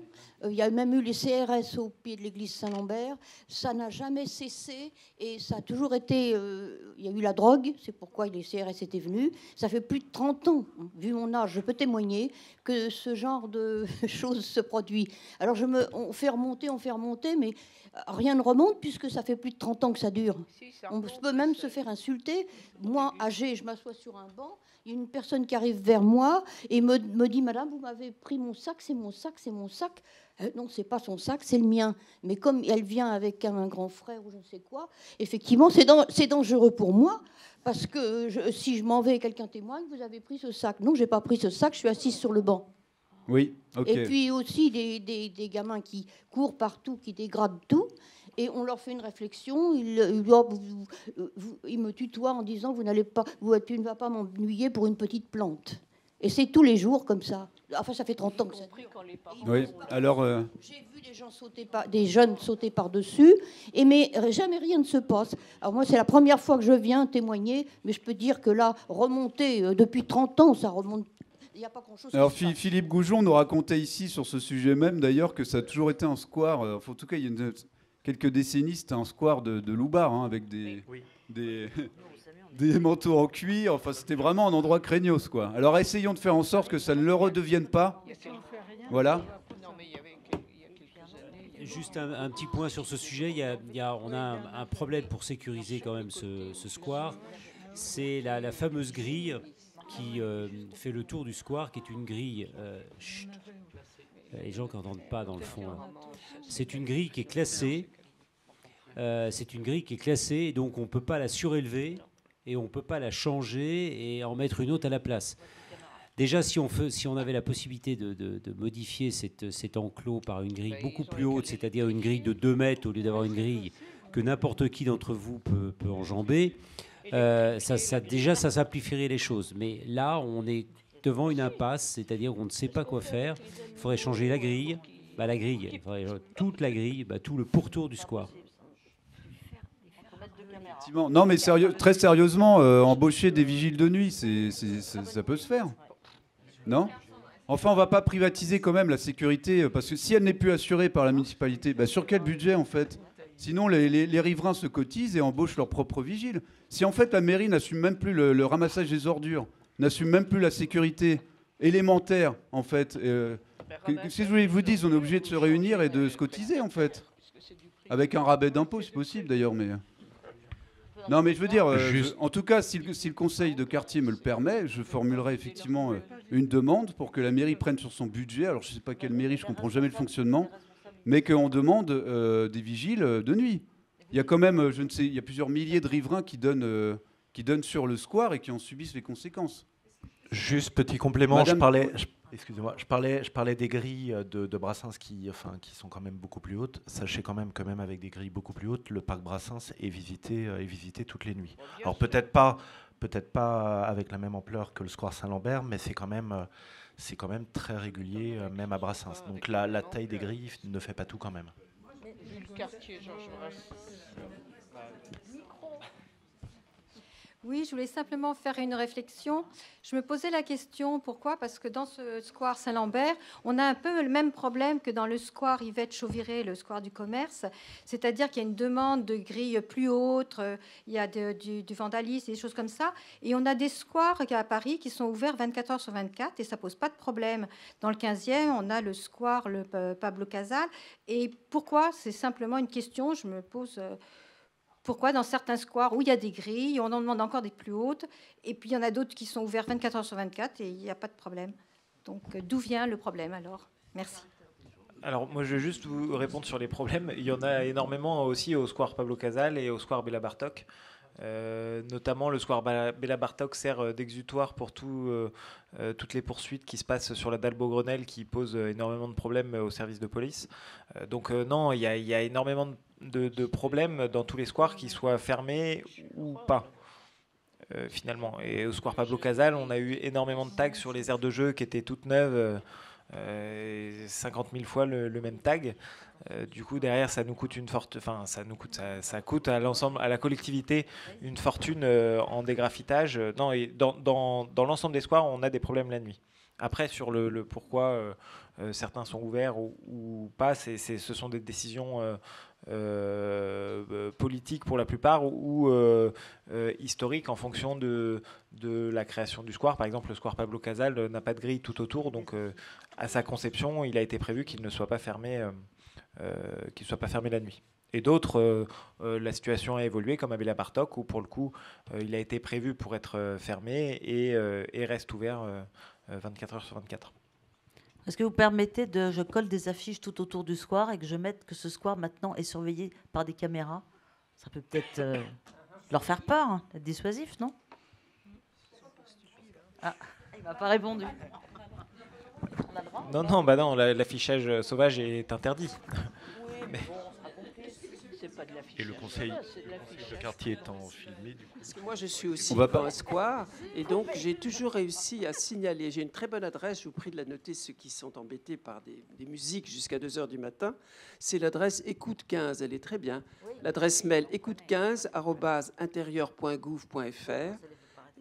Vous avez tout de suite quelqu'un du commissariat qui vous appelle et qui vous demande de détailler, etc. Ok. Ça marche très bien. Oui, c'est vrai qu'on a pu... on a déjà reçu effectivement le commissaire de police, la police municipale qui nous ont fait part de finalement leur impuissance puisque pas grand-chose ne change. Voilà. Donc écoutez, on va peut-être, s'il y a d'autres questions sur ce square, voilà, moi je trouve qu'effectivement il y a un caractère quand même de manière générale assez déceptif. Quand on croise, je sais pas, quand on va au jardin des Tuileries, au jardin du Luxembourg, c'est absolument nickel. Et malheureusement, on ne vit pas la même expérience au square Saint-Lambert, de manière générale. Je pense que beaucoup de riverains le regrettent. Alors je sais que ce n'est pas géré par les mêmes institutions, les mêmes prises de décision, etc. Malgré tout, voilà, c'est dégradé. Je pense que vous subissez aussi les dégradations, notamment nocturnes, régulièrement. Mais surtout, surtout voilà, il y a une déception aussi là-dessus. Bien sûr, qui s'entend tout à fait. La différence principale avec les Tuileries ou le Luxembourg, le jardin du Sénat, c'est les moyens qui sont mis en œuvre pour l'entretenir et le surveiller. Il y a des brigades colossales qui se relaient en permanence au square du Luxembourg, au jardin du Luxembourg. Alors je connais moins les Tuileries, leur fonctionnement, mais le jardin du Luxembourg, je sais qu'il y a des gardes dont le concours d'entrée est très compliqué. Les jardiniers, c'est la même chose. Et donc du coup, avec des moyens beaucoup plus importants, on a un résultat qui est plus facile à obtenir. Je pense quand même que le square Saint-Lambert, vous parliez de l'écrin du quartier, les équipes de jardiniers qui travaillent au quotidien et les équipes alors je ne les gère pas, mais les équipes de surveillants aussi font leur maximum pour conserver cet écrin et essayer de l'entretenir du mieux possible. Et donc, Mesdames, les caméras, c'est impossible de mettre des caméras pour... Mais ça, je pense pas que Fabien c'est en soit inenvisageable, alors. Non. Oui, mesdames. Derrière les caméras, il faut des gens pour les regarder. Et puis après, il faut des équipes pour aller sur place, etc. etc. Donc mettre des caméras, oui, mais dans les faits, c'est pas possible. On a déjà des centaines de caméras à mettre dans le 15e, dans des endroits extrêmement stratégiques, anxiogènes, avec les accidents de la route à répétition, etc. Je suis complètement d'accord avec tout ce qui a été dit sur le problème du square Saint-Lambert. On en parle depuis 10 ans de ce problème de square Saint-Lambert. C'est-à-dire qu'on n'a aucun moyen qui nous sont donnés de la mairie centrale. Donc adressez-vous à qui de droit. Voilà, et puis les moyens, ça a des limites. 630 millions pour ramasser les poubelles. Voilà. Oui, je voudrais dire quelque chose de positif. Je ne vais pas insister, mais... Est-ce que oui. je peux dire quelque chose s'il y a du positif, c'est bien. Ça va me faire du bien, là, ce soir. Oui, tout à fait. Parce que moi, j'y vais souvent, j'habite à côté. Je fais de la marche nordique, effectivement, tous les vendredis matins. Et on s'arrête souvent pour bavarder avec les jardiniers, pour leur demander des choses. Enfin, voilà, je trouve que le square, ils font des choses bien. Ils ont fait un petit jardin de rocailles vers la pharmacie qui se trouve rue Le Courbe. Là, ils ont créé un petit jardin, donc on leur demande ce qu'ils font et on regarde jour le jour. Et moi, je trouve que ce jardin, il a les problèmes qu'il a, mais en fait, on l'aime bien. On l'aime beaucoup d'ailleurs. Voilà. Bien sûr. On est là pour qu'il reste ce qu'il est, justement. Voilà. Il faut des... Oui. Voilà, c'est ça, la sécurité, c'est parfait. Ouais. Oui, c'était juste, je vais être très rapide, juste une question. Est-ce qu'on a déjà le calendrier d'ouverture des pelouses? C'est-à-dire, quand il va faire beau, est-ce qu'on aura les 2 pelouses ouvertes? On n'en aura qu'une seule? Oui, très juste question, effectivement. Depuis le Covid, jamais les 2 pelouses ont été ouvertes en même temps. Alors qu'il y a une grosse demande d'extérieur, justement, depuis le Covid, et on se retrouve tous un petit peu confinés, c'est le cas de le dire, sur une pelouse. Alors, cette année, les 2 pelouses vont ouvrir. Voilà, c'est déjà fait. Super scoop, je suis passée ce matin, elles sont ouvertes. Elles ont ouvert pour le conseil de quartier, c'est ça. Parfait. Non, vous voyez, j'étais même pas au courant qu'elles ouvraient ce matin. La date du 15 avril est une date maximale. On va dire que ça ferme jamais avant le 15 octobre. et ça ne rouvre jamais après le 15 avril. C'est un temps de repos qui est absolument nécessaire aux pelouses pour qu'elles soient belles le maximum de l'été. Hein. Enfin, là, on l'a dit plusieurs fois au cours de la réunion, Paris est une ville extrêmement dense qui voit beaucoup de monde venir sur les pelouses. Et donc, forcément, les végétaux ont besoin de se reposer pour être dans un état acceptable. Très bien, vous avez été un peu dur cette année parce que même sur les côtés, vous savez, la petite pelouse montante, d'habitude on avait le droit au moins de s'asseoir dessus pour toucher un peu d'herbe de nature, mais même là on se faisait engueuler. En fait, c'est à peine si on avait le droit d'exister ces derniers temps, donc enfin, on avait un sentiment elle était assez particulièrement étrange. abîmée. Alors, pour l'ouverture des pelouses, je parle des deux principales, hein. Je ne parle pas des celles qui sont en pente. Allez, en pente, elles sont interdites toujours. Oui. D'accord. Mais c'est vrai que le moins de centimètres carrés coûte cher. Dans tous les cas, elles rouvriront au 15 avril au plus tard. Très bien. Et juste un petit retour en arrière. Il y a 20-25 ans, l'ensemble des pelouses parisiennes étaient interdites au public. Donc il y a quand même eu d'énormes avancées depuis ces années. Merci, je ne savais pas. Et l'autre chose, est-ce qu'il y aurait une possibilité de mettre une table de ping-pong supplémentaire? Parce qu'on est très nombreux à jouer, et c'est un peu à tous les âges, et il n'y en a que 2, et effectivement, il faut vraiment attendre longtemps. Oui, et mais ça c'est bien noté, le conseil de quartier a noté, a des propositions dans ce sens, effectivement. Voilà, et l'autre chose, c'était le panier de basket, si on pouvait en mettre un près de l'auditorium. Oui, parce que là noté aussi. aussi. Voilà. Et j'ai pas très bien compris quand on a parlé de l'amélioration du kiosque, mais je vois pas de kiosque en fait. Autant je le vois au Square Violet, autant le... Effectivement, moi c'est un sujet que je voulais aborder kiosque rapidement, parce qu'en fait on va passer à l'autre sujet après qui est les Vélib. Qui sont les Vélib, pardon. C'est le kiosque et aussi ce fameux kiosque à crêpes, vous savez. C'était votre question, effectivement. Oui, non, je ne sais pas qui est décideur sur ce sujet. Le kiosque est aujourd'hui vide. Oui. Ça concerne en fait. Oui, alors en fait sur le kiosque à crêpes, il était donc affecté à une association. La bagagerie d'Antigel avait trouvé une personne pour le gérer.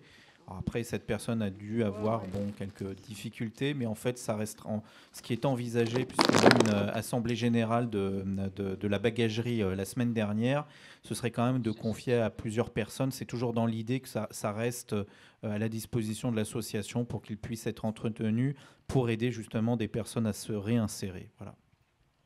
Bon, là-dessus, Henri, alors moi, j'ai effectivement rien contre Enfin, je comprends effectivement qu'il faille les réinsérer. Maintenant, c'est mon rôle aussi du président de quartier qui, en fait, doit aussi faire valoir les droits et la vie, le quotidien des personnes, effectivement. Pour avoir échangé avec beaucoup de personnes dans ce square, notamment, par exemple, le manège. Alors, je sais que le manège a des vues sur ce kiosque pour faire des crêpes, etc. D'ailleurs, c'est leur métier, et je pense qu'ils le feraient très bien. J'ai quand même eu beaucoup de retours de parents qui ont été choqués par cette personne. Clairement, en fait, depuis qu'on en a discuté, j'ai fait mon enquête. Je pense qu'il me semble quand même difficile de réinsérer quelqu'un qui est à la rue, en fait, a eu une déconnexion sociale. Il a eu quelque chose de dur dans sa vie, et le remettre tout de suite, si vous voulez, aux affaires, c'est-à-dire dans une connexion permanente, dans une boutique, en fait, connexion permanente avec beaucoup d'activités sociales d'un coup, vendre des crêpes, gérer de l'argent, etc. À mon avis, ça fait un peu brutal. Ce qui fait qu'il a eu des comportements, je le dis, enfin, il y a des riverains qui se plaignent en tout cas, de genre de comportements parfois étranges quand ils vendaient ces crêpes et qu'ils leur jetaient de la monnaie, etc. Voilà. Alors, l'autre solution, effectivement, moi je vois, j'en ai discuté avec le manège, c'est d'avoir quelqu'un dont c'est le métier, qui sait gérer les relations sociales, qui pourrait éventuellement aussi avoir quelque chose pour intégrer peut-être des personnes de l'association, pour les mettre un peu aux manœuvres, etc. Tu vois, mais quelque chose de plus souple. Mais aussi dans l'intérêt des riverains, vous voyez. On peut trouver une solution où quand même, on a quand même des acteurs de quartier qui font des belles choses. On peut essayer, voilà. Après, je pense que l'affaire était peut-être plus complexe. C'est vrai que c'est très dur de réinsérer quelqu'un une fois qu'il a été, il a une grosse, malheureusement, expérience. Faut essayer de, voilà, c'est malheureusement, on n'a pas de formule magique pour ça, voilà. Mais on peut essayer peut-être avec d'autres personnes, voilà. Les bonnes volontés ne manquent pas. Oui. Oui, alors il y a une proposition qui est faite d'une personne qui était à la bagagerie d'Antigel auparavant, qui maintenant a un restaurant et qui pourrait, qui accepterait de reprendre le kiosque et de s'occuper réellement de ça. Donc, il y a un contrat qui est en cours et tout devrait commencer, je crois, au mois de mai. Henri, si je ne me trompe pas. C'est ce qu'a dit Pierre, l'autre. La décision est prise alors, du coup. Ils sont en accord parce que la gestion du kiosque, elle est faite par la mairie centrale. Ah bah d'accord, non mais enfin pour savoir qui décide de quoi oui, franchement. C'est ça, alors c'est ça et c'est pour ça que vous n'avez pas directement les informations. Et ça, on l'a eu. En fait, j'ai pas les informations du haut, mais du bas, effectivement. Oui, et ça, je vous le dis à la bagagerie d'Antigel, effectivement. On a eu l'information la semaine dernière à l'Assemblée générale de la bagagerie. Est-ce que tout le monde apprécie ce service de crêpes et de gaufres? C'est quand même. Donc là, l'été arrive. Ce sera un professionnel qui s'occuperait de ça. Et qui, ma foi, on lui a demandé, puisqu'il connaît bien le monde de la rue, on lui a demandé de s'occuper réellement de ça et de prendre en charge quelques personnes qui sont depuis peu de temps à la rue. Parce qu'il y a le problème des personnes qui sont depuis des années et des années dans la rue, et la réinsertion est beaucoup plus difficile. Mais il y en a qui viennent de tomber dans ce problème, et pour qui la réinsertion n'est pas tellement difficiles, mais qui ont besoin quand même d'une aide pour se réinsérer réellement. Très bien, c'est une bonne nouvelle. Oui, ça c'est très bien. Ça. Voilà. Ça c'est une très bonne nouvelle.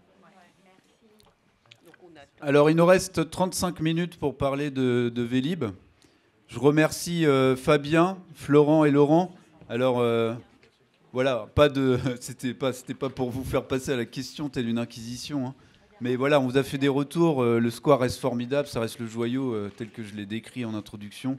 Bravo pour ce que vous faites. Et merci. Mais voilà, tâchons de faire en sorte ensemble que ça le reste, surtout. Vous voyez ?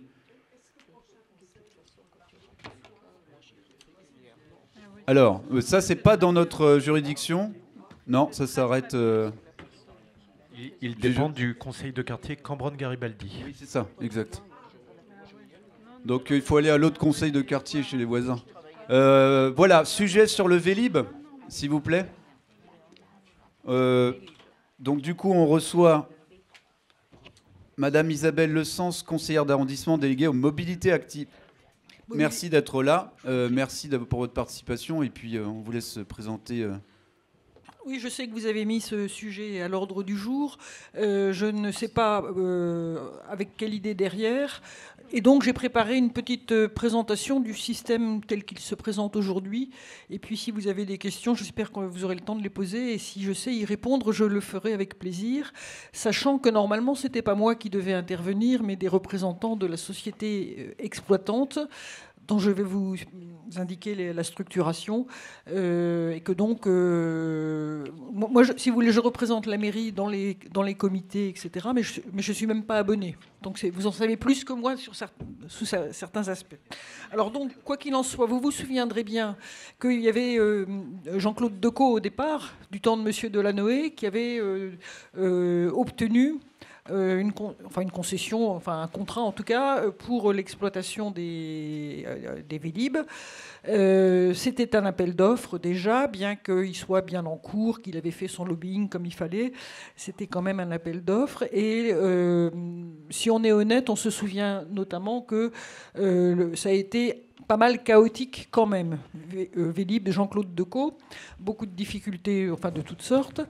Et la ville de Paris a eu clairement c'est un peu moi qui interprète, mais c'est parce que je connais assez bien les faits, là, pour le coup, a eu le sentiment de se faire complètement rouler. C'est-à-dire qu'elle n'arrivait absolument pas à contrôler les finances, à savoir ce qui était justifié ou pas. Et c'était d'autant compliqué que c'était lié à un accord pour l'affichage, dont je ne sais plus exactement quelles étaient les conditions d'ailleurs, mais en tout cas c'était lié à l'affichage, donc c'était complexe. Et en particulier, Jean-Claude Decaux avait déclaré énormément de vélos volés ou disparus, et à partir d'un certain quota, il était convenu que la ville les remboursait pour parer aux dégradations par malveillance, par exemple. Bon. Bref, alors en tout cas, le contrat de Decaux s'arrête. La ville refait un appel d'offres. Il n'y a 2 candidats seulement. Il y a Decaux à nouveau qui était associé à SNCF et RATP, et d'autre part un petit, j'allais dire un petit bonhomme, mais c'était effectivement un petit bonhomme, le patron, dont la société s'appelle toujours Smooth. C'est un jeu de mots plus ou moins, se mouvoir, enfin bref, en anglais un peu. C'est le monsieur de Smooth, monsieur Merca, un des Merca, mais peu importe, qu'on a vu pendant toute la période d'appel d'offres, qui a été extrêmement présent à Paris alors qu'il habite à Chambéry. Hein. Et donc, il y avait l'image de la petite société familiale, etc., qui a peut-être joué son rôle. Enfin, ça, j'ai pas d'éléments là-dessus. Mais toujours est-il que Smooth était associé avec 3 autres entreprises, par contre, tout à fait importantes, mais qu'on ne voyait quasiment pas, nous, le grand public, hein, qui sont Indigo, les parkings, Mobivia, c'est la suite de Nord Auto, c'était le groupe Muliez du Nord, et puis également Mobentia, qui est un spécialiste des transports publics espagnols. Bon. Donc voilà, alors, Decaux se croit le roi du monde, donc il gonfle ses prix, et il perd le marché au profit de Smooth, dont il était évident, mais clairement évident, et c'était pas compliqué de le savoir, qu'il avait absolument pas les reins pour exploiter le marché parisien, qui est le plus grand du monde après la Chine, qui est extrêmement complexe, parce que notre ville est complexe. On en a eu une illustration tout de suite encore, mais on le sait, les décisions sont lourdes, difficiles à prendre. Il y a un tas de gens de toutes sortes tout prend du temps et tout est compliqué à Paris. Donc, si on n'est pas expérimenté dans ce truc-là, on se plante complètement, et ça a été le cas, clairement. Et en plus de ça, Decaux, ulcéré de ne pas avoir obtenu le marché, parce que c'est quand même l'image mondiale. Il ne faut pas oublier le prestige de Paris. Tant que ça tient, c'est bien pour nous. Mais ça fait que c'est la même histoire que pour les trottinettes en ce moment, là, avec la fameuse votation du dimanche prochain. Pour les marchands de trottinettes, là, c'est la même chose. C'est Paris, c'est le centre du monde. Et s'ils perdent Paris, s'ils gardent Paris, c'est formidable pour eux, en tout cas. Voilà. Du point de vue de l'image. Et donc, bon, bref. Je vais essayer de ne pas faire trop de digressions, mais voilà. Alors, toujours est-il que donc Smooth, en fait, disparaît très très vite du paysage, au point d'ailleurs que moi-même j'ai demandé, mais alors Monsieur Merca, on ne le voit plus, qu'est-ce qui se passe, etc. Au bout d'un an, il avait complètement disparu, et parce que les autres associés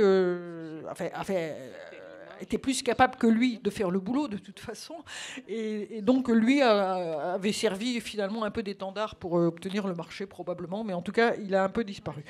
Enfin voilà. Alors donc vous vous souvenez donc que le démarrage, probablement vous vous souvenez qu'il a été tout à fait laborieux. Les uns et les autres se renvoient la balle. Smooth ou Smooth & Go, donc qui est l'entreprise dont à laquelle Smooth fait partie, mais existe par ailleurs, et c'est la même chose pour les 3 autres entreprises que j'ai nommées. Hein. C'est une partie de leur activité à chacune de ces 4 entreprises. Donc Smooth dit, mais la ville a mis un temps fou à signer le contrat, même pour la couleur des vélos, ça venait jamais, ils ne se décidaient pas. Les emplacements, on les a eus au compte-gouttes et très tard. En plus, ils ont découvert que l'électricité, c'était très compliqué parce que ça dépend, paraît-il, des roches roches qu'il y a dessous à cet endroit-là, que c'est pas la même conductivité, enfin je sais pas quoi. Enfin bon, un tas d'histoires. Et Decaux, évidemment, faisant pas beaucoup d'efforts pour les aider, puisque il n'a pas été très beau joueur, Decaux, très, très visiblement. Bon. Vous vous souvenez aussi peut-être, si vous êtes usager des Vélib, qu'il y a eu l'affaire des goulottes, par exemple, que tout d'un coup ils se sont aperçus qu'il fallait absolument guider la roue avant des vélos pour les mettre dans la borne, et que comme ça se mettait pas facilement comme il fallait, ils ont dû individuellement et à la main renforcer toutes les bornes une par des goulottes. Bon. Et puis, alors, il y a eu le grand froid de l'hiver, de l'hiver 22. C'est l'hiver, pas celui-ci, mais le précédent, je crois, hein, c'est ça, où donc les vélos électriques étaient largement en panne. Il y a eu toutes les périodes aussi où les gens mettaient au moins une demi-heure à trouver un vélo. Hein. Il y en avait au moins 3 ou 4 qui ne marchaient pas par station. C'est pas une époque, c'est enfin, maintenant. Hein. Encore maintenant, paraît-il, en effet. Oui, je dis bien paraît-il, parce que moi, je ne fais qu'observer. J'interroge les gens, c'est mon boulot aussi, mais mon mandat, en tout cas. Mais bon, c'est quand même indirect. Bon, bref. Mais les choses... Je crois, là, pour le coup, c'est moi qui parle, les choses sont en train de prendre une tournure beaucoup plus intéressante et je crois plus solide. Alors que le contrat, oui, même Madame Hidalgo envisageait d'en finir, de rompre le contrat, tellement c'était le bazar. Vous voyez, bon. Ils ont eu un sauveteur d'entreprise, je ne sais plus très bien comment on appelle cette profession, mais peut-être monsieur, ou je ne sais pas, vous savez. Enfin, en tout cas, c'était un type qui est resté 2 ans. Je vais même vous retrouver son nom peut-être, mais sinon, on va s'en passer. Il est dans mes notes. En tout cas, un type qui était, alors là, pour le coup, qui a mis de l'ordre, de l'organisation impeccable. On a vu tout de suite la différence. Son boulot, c'est de sauver les entreprises ou de les aider à couler le moins mal possible. Là, ça a tenu. Après, il y a eu une dame qui n'avait pas l'air de valoir grand-chose. Et puis, enfin... Le nouveau président, c'est un dénommé M. Stéphane Voland, qui, lui, a une sacrée bouteille, qui a 20 ans de SNCF, 10 ans de secrétaire général de la SNCF, je l'ai noté aussi quelque part, enfin en tout cas, qui a réellement de la bouteille et qui, en plus, croit réellement, enfin vraiment, c'est l'impression qu'il donne à cette affaire et prend les moyens qu'il faut pour. Alors, donc... Finalement, pour vous expliquer les choses, comment ça marche de votre point de vue, enfin du point de vue général. Il y a Smovengo, c'est l'entreprise exploitante. Smovengo est constituée de 4 partenaires. Elle a, à l'heure actuelle, beaucoup grossi. Elle a 500 employés, on appelle collaborateurs, mais c'est employés en fait, qui sont soit des techniciens du cycle, du vélo, hein, et de l'électricité qui va avec bien souvent, puisqu'il y a 40% qui sont des électriques. C'était dans le contrat d'ailleurs, le nouveau contrat donc. Et les autres, c'est pour la logistique, pour tout, quoi. Bon. La maintenance, la régulation, hein, c'est-à-dire le transport des vélos de certaines stations à d'autres, et des systèmes de vélo-stations, quoi. Ils ont une ambition forte d'être le plus français possible et 100% si possible.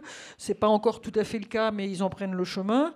Et ils font également, c'était par contrat, hein, de l'insertion dans la mécanique en particulier, mais aussi dans la régulation, je crois. Mais en tout cas, dans la mécanique, c'est sûr, parce que ça, je le sais.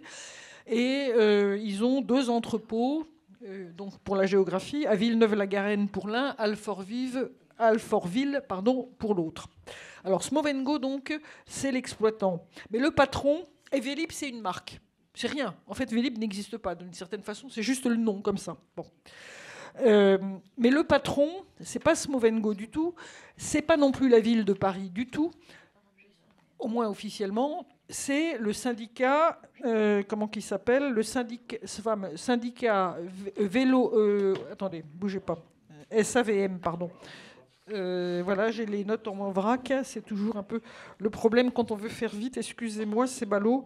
Enfin, en tout cas, c'est un syndicat intercommunal qui regroupe, je crois, 80 environ communes, dont Paris, c'est une commune, hein, et d'autres communes. Et ça, c'est aussi la nouveauté par rapport à Decaux, où on ne pouvait pas sortir de Paris. C'était un contrat entre la ville de Paris et Decaux, JC Decaux. Maintenant, c'est un contrat qui est sorti de la publicité complètement, c'était dans l'appel d'offres, et qui est avec des communes, et ça va très loin. Alors, c'est les communes qui veulent adhérer, hein. Donc, il peut y avoir des trous dans la raquette, mais parce que les communes financent aussi, évidemment, pour avoir ce service. Donc, ça marche comme ça. Et qu'est-ce que je voulais dire? Et donc, c'est voilà, il y a Smovengo, l'exploitant, et le syndicat qui décide. Et la ville de Paris a une place relativement prépondérante dans le syndicat, et en particulier son président du syndicat est un élu, Monsieur Réfaud, qui est un élu du, je crois, 10e arrondissement, enfin en tout cas un élu de Paris. Voilà. Et bien, alors. Quelques chiffres, si peut-être ça vous intéresse. Enfin, il y aurait à l'heure actuelle, pour le Vélib, 700 000 utilisateurs, c'est-à-dire une partie d'abonnés, de l'ordre de 380 000 abonnés, donc sur toute l'agglomération, hein, et plus des clients potentiels, 700 000 moins 380 000, ça fait pas mal, 220 ou je sais pas quoi, bon. 19 000 vélos, l'air de rien, 19 000 vélos, 1443 stations, dont 1000 sur Paris, et les autres en couronne. Et la surface desservie, ça fait 450 km². Les courses sont de plus en plus longues et le périmètre de plus en plus large, et c'est dû aux vélos à assistance électrique qui ont un tel succès qu'ils sortent, d'après leurs statistiques, de 8 à 12 fois par jour et par vélo électrique, alors qu'ils étaient prévus pour 4. D'où le succès énorme, mais d'où alors des mesures aussi de restrictions dont on a pas mal entendu parler, c'est-à-dire qu'ils se sont rendus compte notamment que les livreurs des repas que les uns et les autres vous commandez, je dis vous parce que je ne l'ai jamais fait, mais sont commandés par les habitants, avaient tendance à se faire en sorte que les Vélib soient à leur disposition. Ils s'asseyaient dessus, ils bavardaient le temps qu'ils ne partaient pas pour livrer quelque chose, quoi, au fond. Alors ils ont augmenté les prix, mais vous le savez mieux que moi certainement, parce qu'au fond, moi je ne sais pas tout ça par cœur, hein. Mais augmenter les prix, limiter à 2 le nombre de courses possibles en vélo électrique par jour, je crois. Des mesures pour faire en sorte que ça soit plus disponible pour le public visé, disons, hein, qui était visé. Alors, ce qui est en train de se passer et qui est, je crois, très prometteur, c'est que Smooth, qui était une petite, encore une fois, une petite entreprise, mais dont le patron est un genre ingénieur fou d'un bus, enfin d'un type brillant, quoi, hein, à côté de ça, pour tout ce qui est électronique et trucs dans ce genre. Il a fusionné avec Zouv. Et Zouv, c'est une boîte qui a été créée il n'y a pas très longtemps, et c'était sur le plateau de Saclay, hein, l'université Technopole machin de Saclay. Et Zouv, le principe, c'est des vélos en libre service. Ils sont bleus, si jamais vous voyez, et ils se collent les uns aux autres, et la recharge électrique se fait à travers les vélos. Et il n'a besoin que d'une toute petite station de recharge, voire pas, d'ailleurs, même, d'une certaine façon. Et donc, ça prend pas du tout de place. Ils ont, paraît-il, ils en ont pour 2 heures à installer une nouvelle place. C'est très... Enfin bon, c'est vrai. En tout cas, ils ont fusionné. Enfin, c'est vraiment bien, quoi, je crois. Voilà. Ils ont fusionné et donc, par ce biais-là, cette nouvelle entité qui s'appelle 15, c'est de l'anglais, ça veut dire, c'est 15, ça veut dire, c'est la ville du quart d'heure. C'est référence à la ville du quart d'heure. Voilà pourquoi ils ont choisi ce nom-là. Et en anglais, parce que évidemment, ils ont des ambitions très importantes, pas seulement de rester en France et de loin. D'ailleurs, ils ont déjà des marchés à l'étranger. Donc, ils font partie désormais via Smooth, et tout ça, tout le monde se connaît, hein, évidemment, tout ça a été prémédité, si vous voulez. Mais en tout cas, ils font partie de Smooth & Go. Ce qui fait que Smooth & Go, maintenant, alors, quand Smooth & Go fait des achats de vélos ou des gros investissements ou quoi, en fait, elle demande au syndicat de lui changer le contrat et de donner l'argent qu'il faut, grosso modo. Hein. C'est des affaires de contrat, parce que dans leur contrat, il y a un nombre de vélos, un nombre de stations, etc. Si on veut aller au-delà, on fait des avenants, finalement, en quelque sorte. Hein. Et là, maintenant, il y a les Jeux Olympiques qui arrivent. Or, on sait de façon sûre que les transports en commun, qui sont déjà bondés, comme chacun sait, ne feront pas l'affaire pour transporter le public, ne serait-ce que le public, je ne parle même pas des sportifs et leurs équipes, sur les lieux. Bon. Et donc, il faut absolument, de toute façon, on est condamné à ce que les gens viennent à vélo, d'une certaine façon, ou à pied. Mais bon, voilà. Mais en clair, c'est plutôt à vélo.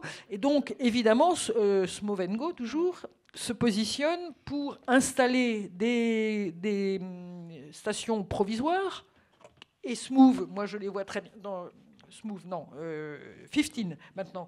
Enfin, le système 15 va faire l'affaire parce que ça se fait facilement, ça se déplace facilement, etc., etc. Et c'est très bien parce qu'en plus de ça, le système 15 qui va encore évoluer, c'est évident, mais il permet déjà avec le même vélo, vous pourrez aussi bien louer un vélo à la sortie de la gare pour aller chez vous, donc une demi-heure et hop, c'est fini, que vous arrivez à Paris pour un stage ou pour une mission ou quoi, pour 15 jours, 3 mois ou quoi, vous pouvez louer un vélo aussi et le garder.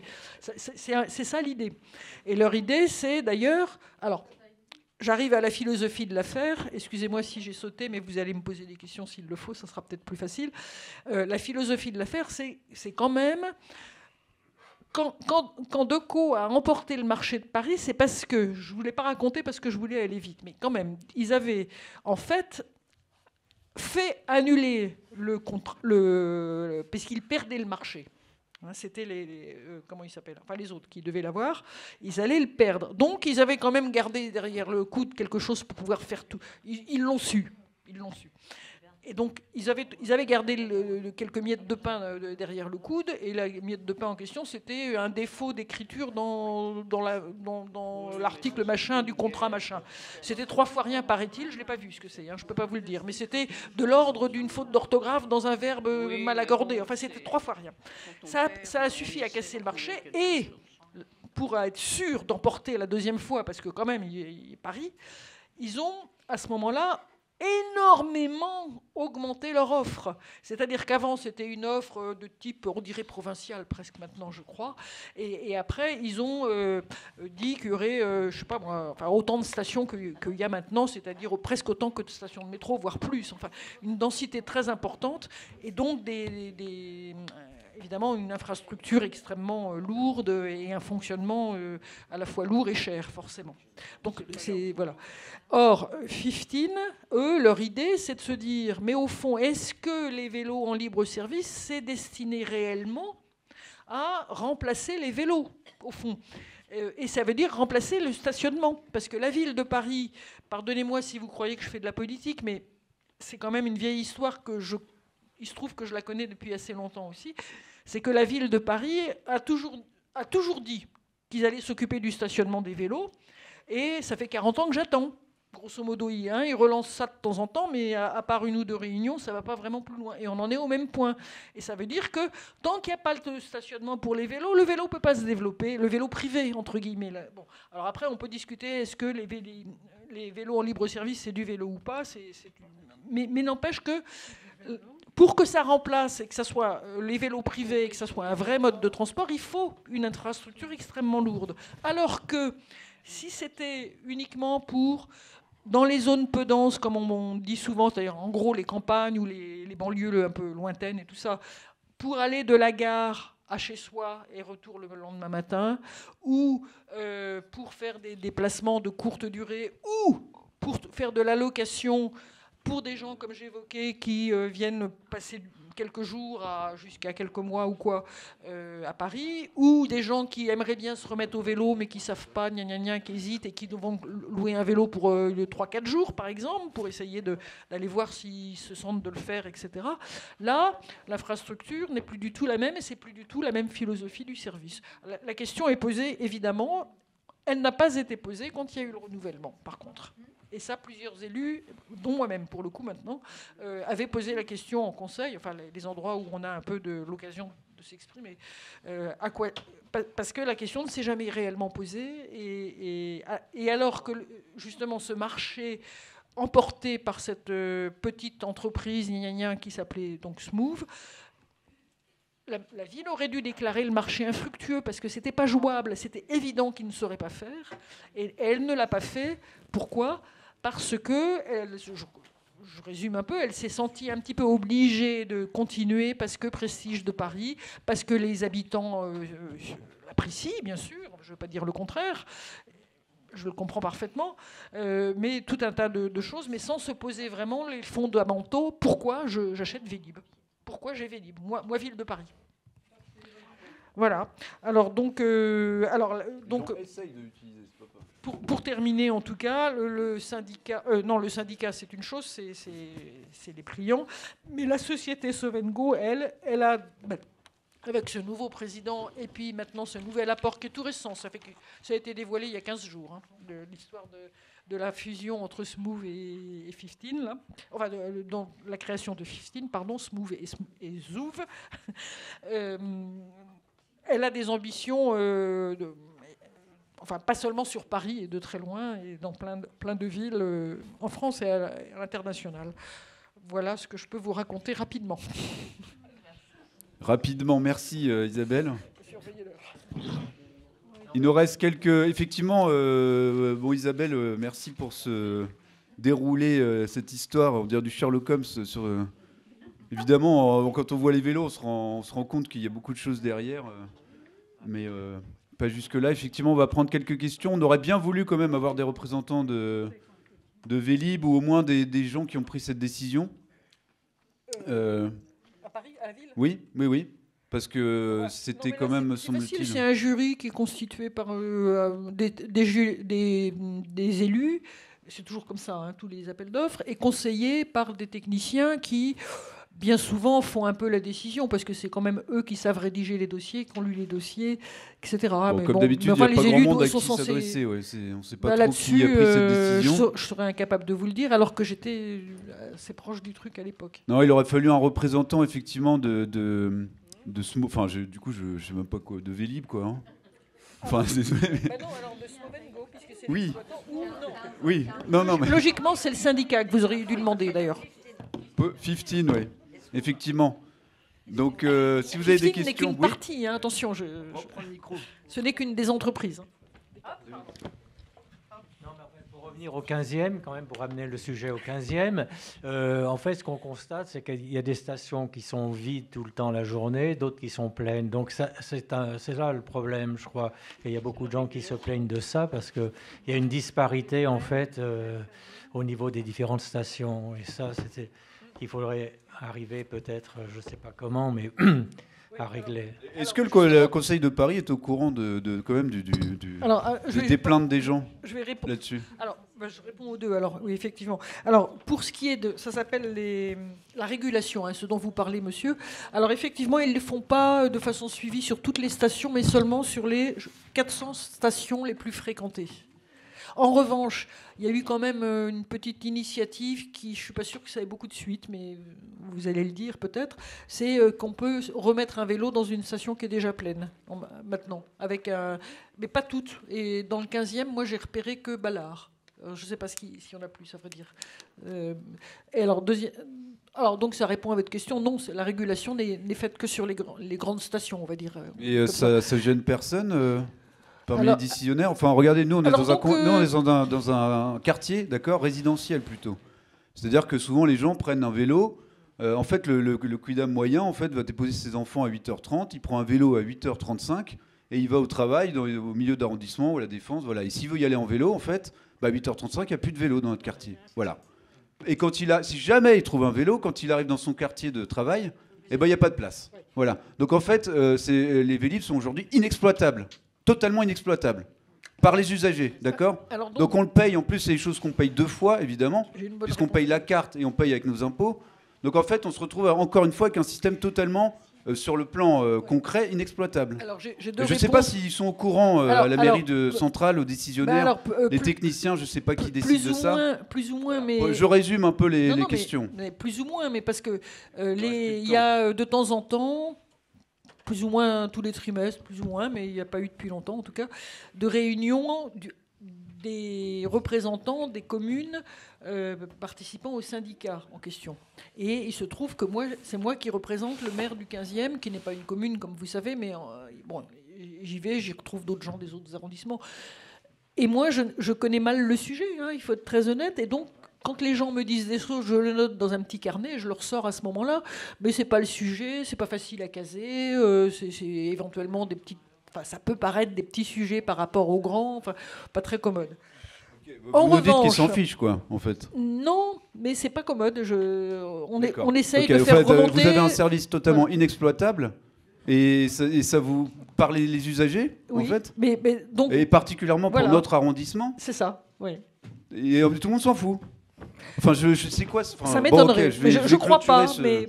Alors, attendez, j'ai quand même une dernière réponse. Attendez, j'ai une dernière réponse quand même. Il y a en ce moment une enquête par électronique, comme d'hab, qui est menée par l'association des acteurs du vélo public.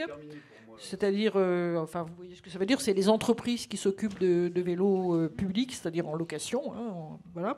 Cette association, qui s'est créée au début de l'été d'ailleurs, fait une enquête auprès des exploitants d'une part et auprès des utilisateurs d'autre part. Vous la trouverez facilement parce que ça s'appelle Enquête nationale sur l'utilisation du vélo public. Donc vous tapez vélo public, vous devriez assez facilement trouver. J'ai pas recopié l'adresse parce que de toute façon il y aurait eu des erreurs dans la recopie, donc j'ai vu que c'était pas trop la peine. Enquête nationale sur l'utilisation du vélo public. Et là, je crois que tous ceux d'entre vous qui savent des choses, qui le vivent et tout, c'est le moment ou jamais, effectivement, de le faire savoir. J'ai regardé, c'est même pas un quart d'heure hein, pour remplir. Oui, une question, madame? Non, derrière, lève la main. Parce qu'il y a beaucoup de stationnements Vélib et il n'y en a pas beaucoup pour les vélos privés. Par exemple, je prends l'exemple de la rue du Commerce et vous n'avez que 5 places, vous savez bien, rue Le Tellier. Et là, j'y suis passée cet après-midi. Et alors, les 5 vélos, ce sont des vélos, c'est Lime, Thiers et Dot. Et en plus, c'est marqué espace d'intervention pompier. Donc, en fait, il n'y en a plus du tout, quoi. Donc, c'était simplement par rapport à tous les stationnements Vélib. Il y a quand même des gens qui ont des vélos privés. Et le problème, c'est qu'il n'y a rien, surtout du côté de la rue du Commerce. Vous aviez fait le recensement, je me souviens. Tout à fait, Isabelle, tout à fait. Madame? Je harcèle les services. Oui, non, moi je voulais dire que, Monsieur le Président, je ne pense pas qu'il faille dire que c'est quelque chose qui... Vous avez d'un bord politique que vous affichez, mais je ne pense pas qu'on puisse dire que Vélib ne marche pas. Les utilisateurs ici, il y en a quand même. Ça, alors, en revanche, ce que vous décrivez, très net, c'est vrai que pour quelqu'un qui le prend à 8h35, effectivement, les stations sont plutôt dégagées. Et à l'arrivée, effectivement, le problème que vous soulevez est réel. Mais sinon... Bon, moyennant quoi, c'est exactement comme tout dossier, ils se cherchent, ils essaient de trouver un système, ils essaient de l'améliorer. Mais Madame nous dira ils essaient de bien faire. Ils essaient. Les techniciens essaient d'être... Vraiment, c'est la première fois que j'ai pleine confiance en eux, je dois dire. Voilà. Mais voilà. bon, ça vaut ce que ça vaut. Je pense qu'il faudrait comparer avec des villes de même taille que Paris pour voir un peu comment marchent les systèmes de vélo et que eux aussi tâtonnent. C'est pas facile. Et voilà. Mais 8h35, je suis d'accord avec votre analyse complètement. Tâtonne, ok. Enfin, on parle d'argent public quand même. Normalement, on ne doit pas tâtonner quand on utilise l'argent d'un contribuable. Vous voyez, 1 euro, on doit le dépenser avec une main tremblante. C'est de l'argent que je gagne personnellement, vous voyez, en faisant des choses sérieuses. Oui, très bien. En tout cas, ceci pour signaler que cette fameuse, comment vous dites, ventilation, c'est-à-dire faire tourner les vélos, régulation, JC Decaux le faisait beaucoup mieux. Voilà, que ce soit clair. Il y avait beaucoup plus de camionnettes qui circulaient. Je ne sais pas si vous le remarquez aussi de votre côté. On voyait toujours des camionnettes JC Decaux. En fait, remettre des vélos dans les... C'est tout simple en fait comme circuit. C'est des circuits. Ce sont des circuits de résidence à travail, il faut faire les circuits inverses avec des camionnettes pour remettre des vélos là où il n'y en a pas. Et vider les stations qui sont pleines. En plus, enfin, vous n'êtes pas sans savoir qu'il y a des grèves quasiment toutes les semaines. D'accord ? Donc en fait, le Vélib, c'est quasiment indispensable. Là souvent, il n'y a même pas de transport en commun. Donc en fait, on se retrouve dans une situation où il n'y a ni Vélib, ni transport en commun. On fait quoi? On prend notre voiture, on n'a pas le droit. On fait quoi? On vit comment, en fait, dans cette ville? Oui, on achète un vélo et on fait comment pour déposer des enfants? Enfin, vous réfléchissez. En fait, on ne vit pas avec des enfants ici, typiquement. Bon. Je vais clôturer ce conseil de quartier. Oui. Bonsoir. Avez-vous une application ou quelque chose pour qu'on puisse alerter les régulations? Par exemple, je vous donne un exemple. Comme dans ma rue, on peut réclamer pas mal de choses. Donc, vous êtes adhérente ou pas? Enfin, vous êtes cliente, je veux dire, ou pas? Oui. Alors, vous avez l'application. Oui, mais comment on peut le réclamer, les régulations? Aucune idée. Voilà, c'est ça. En fait, dans l'application dans ma rue, il marche bien. Quand on voit un problème, on envoie une photo et c'est noté. Et si c'est plusieurs résidents du quartier qui réclament, donc je suis très content. Les mairies, il est toujours actif sur cette application.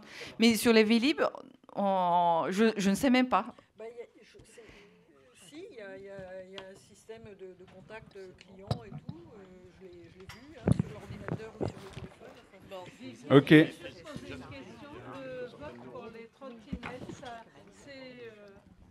Pour les trottinettes, c'est en mairie ou c'est dans les...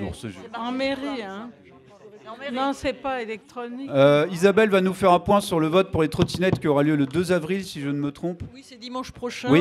Il y a un bureau de vote par code postal, figurez-vous. Alors, c'est un peu loufoque. Ça veut dire qu'il y a... Non, en gros, il y a un bureau de vote par arrondissement. Et la plupart du temps, et c'est le cas dans le 15e, c'est à la mairie. Voilà. Et donc, il n'y a qu'un bureau de vote pour le 15e? Non. Si, oui. Absolument, il n'y en a qu'un finalement. Et bien avec ça... 4. Au sein de la mairie, il y en a 4. Alors, oui, mais en c'est fait, dans la en fait, mairie, il ceux va y avoir bout, plusieurs urnes, la même adresse, mais tout le aux monde. mêmes adresses. Et vous avez toutes les informations. Les heures d'ouverture sont affichées comme pour une élection classique. Il y a des panneaux métalliques à proximité de la mairie qui annoncent les heures d'ouverture et toutes les modalités, notamment quand vous arrivez du côté de la rue à la mairie, du côté rue Blomet et côté rue Lecourbe. Il n'y a pas de vote électronique. Enfin, les gens qui habitent à l'autre bout de l'arrondissement. Eh bien, merci. Voilà, le printemps arrive. Soyons en joie. Merci à tous d'avoir été présents.